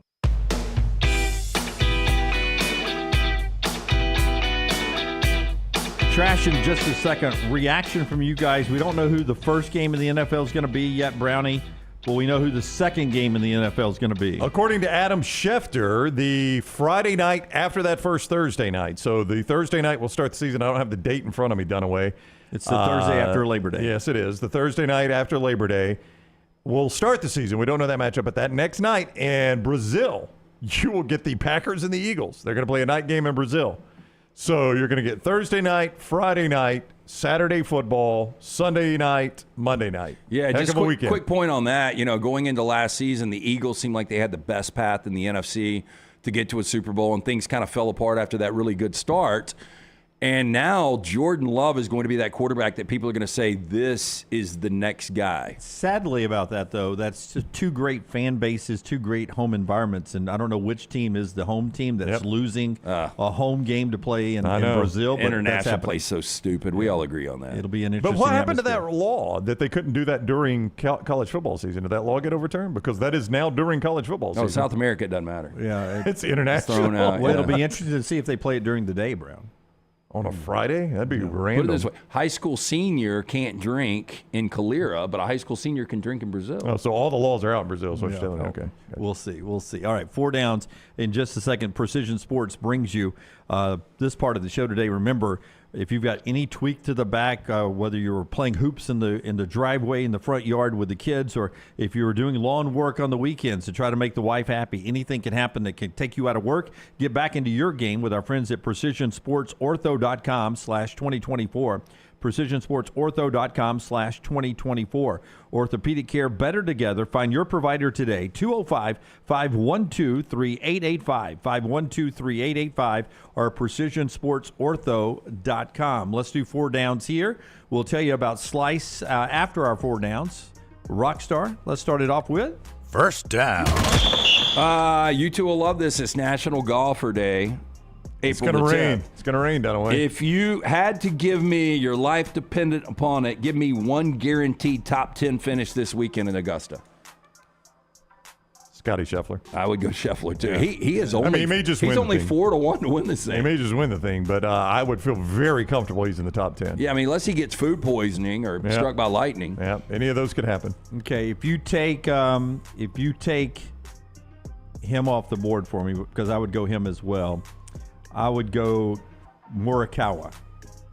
Colin Morikawa. I might go Koepka in front of Morikawa. I almost said Koepka. Yeah, I think I'd go Koepka before I go Morikawa. That was such a layman pick. I heard Roy say, one thing I have learned is I can't win this on the first hole. Like you that can, is true. You can play lose the 71 more. Masters Yeah.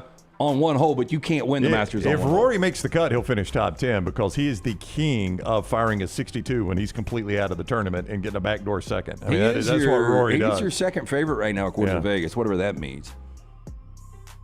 Second down.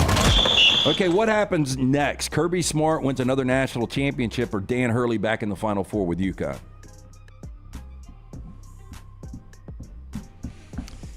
I mean, Kirby could do it this year and beat Hurley to even the opportunity. I kind of lean that he will with Carson Beck. Yeah, I'm gonna go Kirby and Georgia because I think I would too. I mean, it was hard to two-peat, right? In modern, since we've expanded to 64, only 2 schools have done it, and now UConn has done it back-to-back. Three-peats. Been a long time since that's happened. Yeah, you got to go back to UCLA, right? Yeah. Haven't done it since the tournament expansion. Yeah, that ain't happening. Expanded, I know. A lot of my definitive statements, absolutes. So I get 2 football seasons before I personally think Hurley has a fighting chance to be back. Well, there I mean, they're again. on a 12-game win streak. To make another Final Four next year, they would have to extend that win streak to 16 games. I mean, think about a 16-game NCAA tournament win streak. How insane that is. Against the best of the best. Yeah, against the best of the best. So I would definitely go Kirby in this one. Third down. Oh, we're getting old. Steven Seagal, 72 years old today. Where does he stack up as far as action stars for you guys? There was a moment in time in the 80s where people thought he was a legitimate badass. Well, you know what? I will tell you this. I knew a guy once. He was a pastor of mine. This is going to be a weird combo, but he was a pastor, and he was like a 6th-degree black belt. And Charles Owens is his name. And I remember him telling me one time that of all the action stars, I think he said it was Seagal that is the most realistic. Yeah, didn't I play golf with a guy who teaches your daughter? Yeah, Master Scarcella, who teaches my daughter. And didn't he say the same thing on the golf course that day? I think he did. I think that's the most respected guy among the martial artists. Yeah, I know John Claude got his ass whipped in some bar fight, and I forgot who all was involved in that. I remember Don Gibb told him he was a wuss. Remember, he was on the show because he was on Bloodsport with him. He played Ogre in Nerds. He's like, no, Ben Dam's a fake. When I was a kid, though, it seems like a local channel here in Birmingham showed Bruce Lee movies late night with subtitles. Oh, so, Bruce Lee was the real deal, but he was like 5, maybe 4'11", like 100 pounds. Really, was he? No, I mean, he was small. He wasn't that small. Cut, though. Yeah. Absolutely cut. Yeah, but I've heard quick from as a hiccup. Multiple people that Seagal was the most realistic. That he obviously knew the most martial arts in the movie, so I'd go Steven Seagal. Yeah, probably Kevin Hart. Chuck Norris comes to mind. Kevin Hart. Chuck Norris. Damn. Fourth down. Okay, so John Madden would have been 88. We're going to take both sides of the broadcast, and obviously you're going to add Madden and what he did for the Oakland Raiders in the NFL and video game and everything. But ultimately, better career. Madden the analyst, Jim Nantz the broadcaster.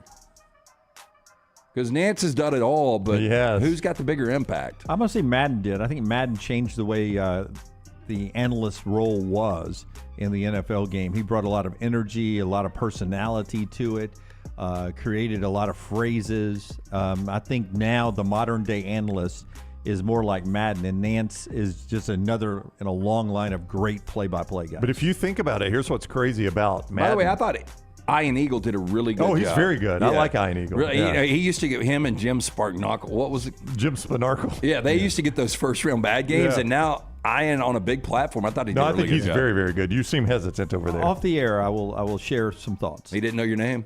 No. I was very He's close. He's been on the show before. I know. Just some observations watching from right behind them in the national semifinal game. He didn't pick his nose, did he? No. I just don't want to say it on the air.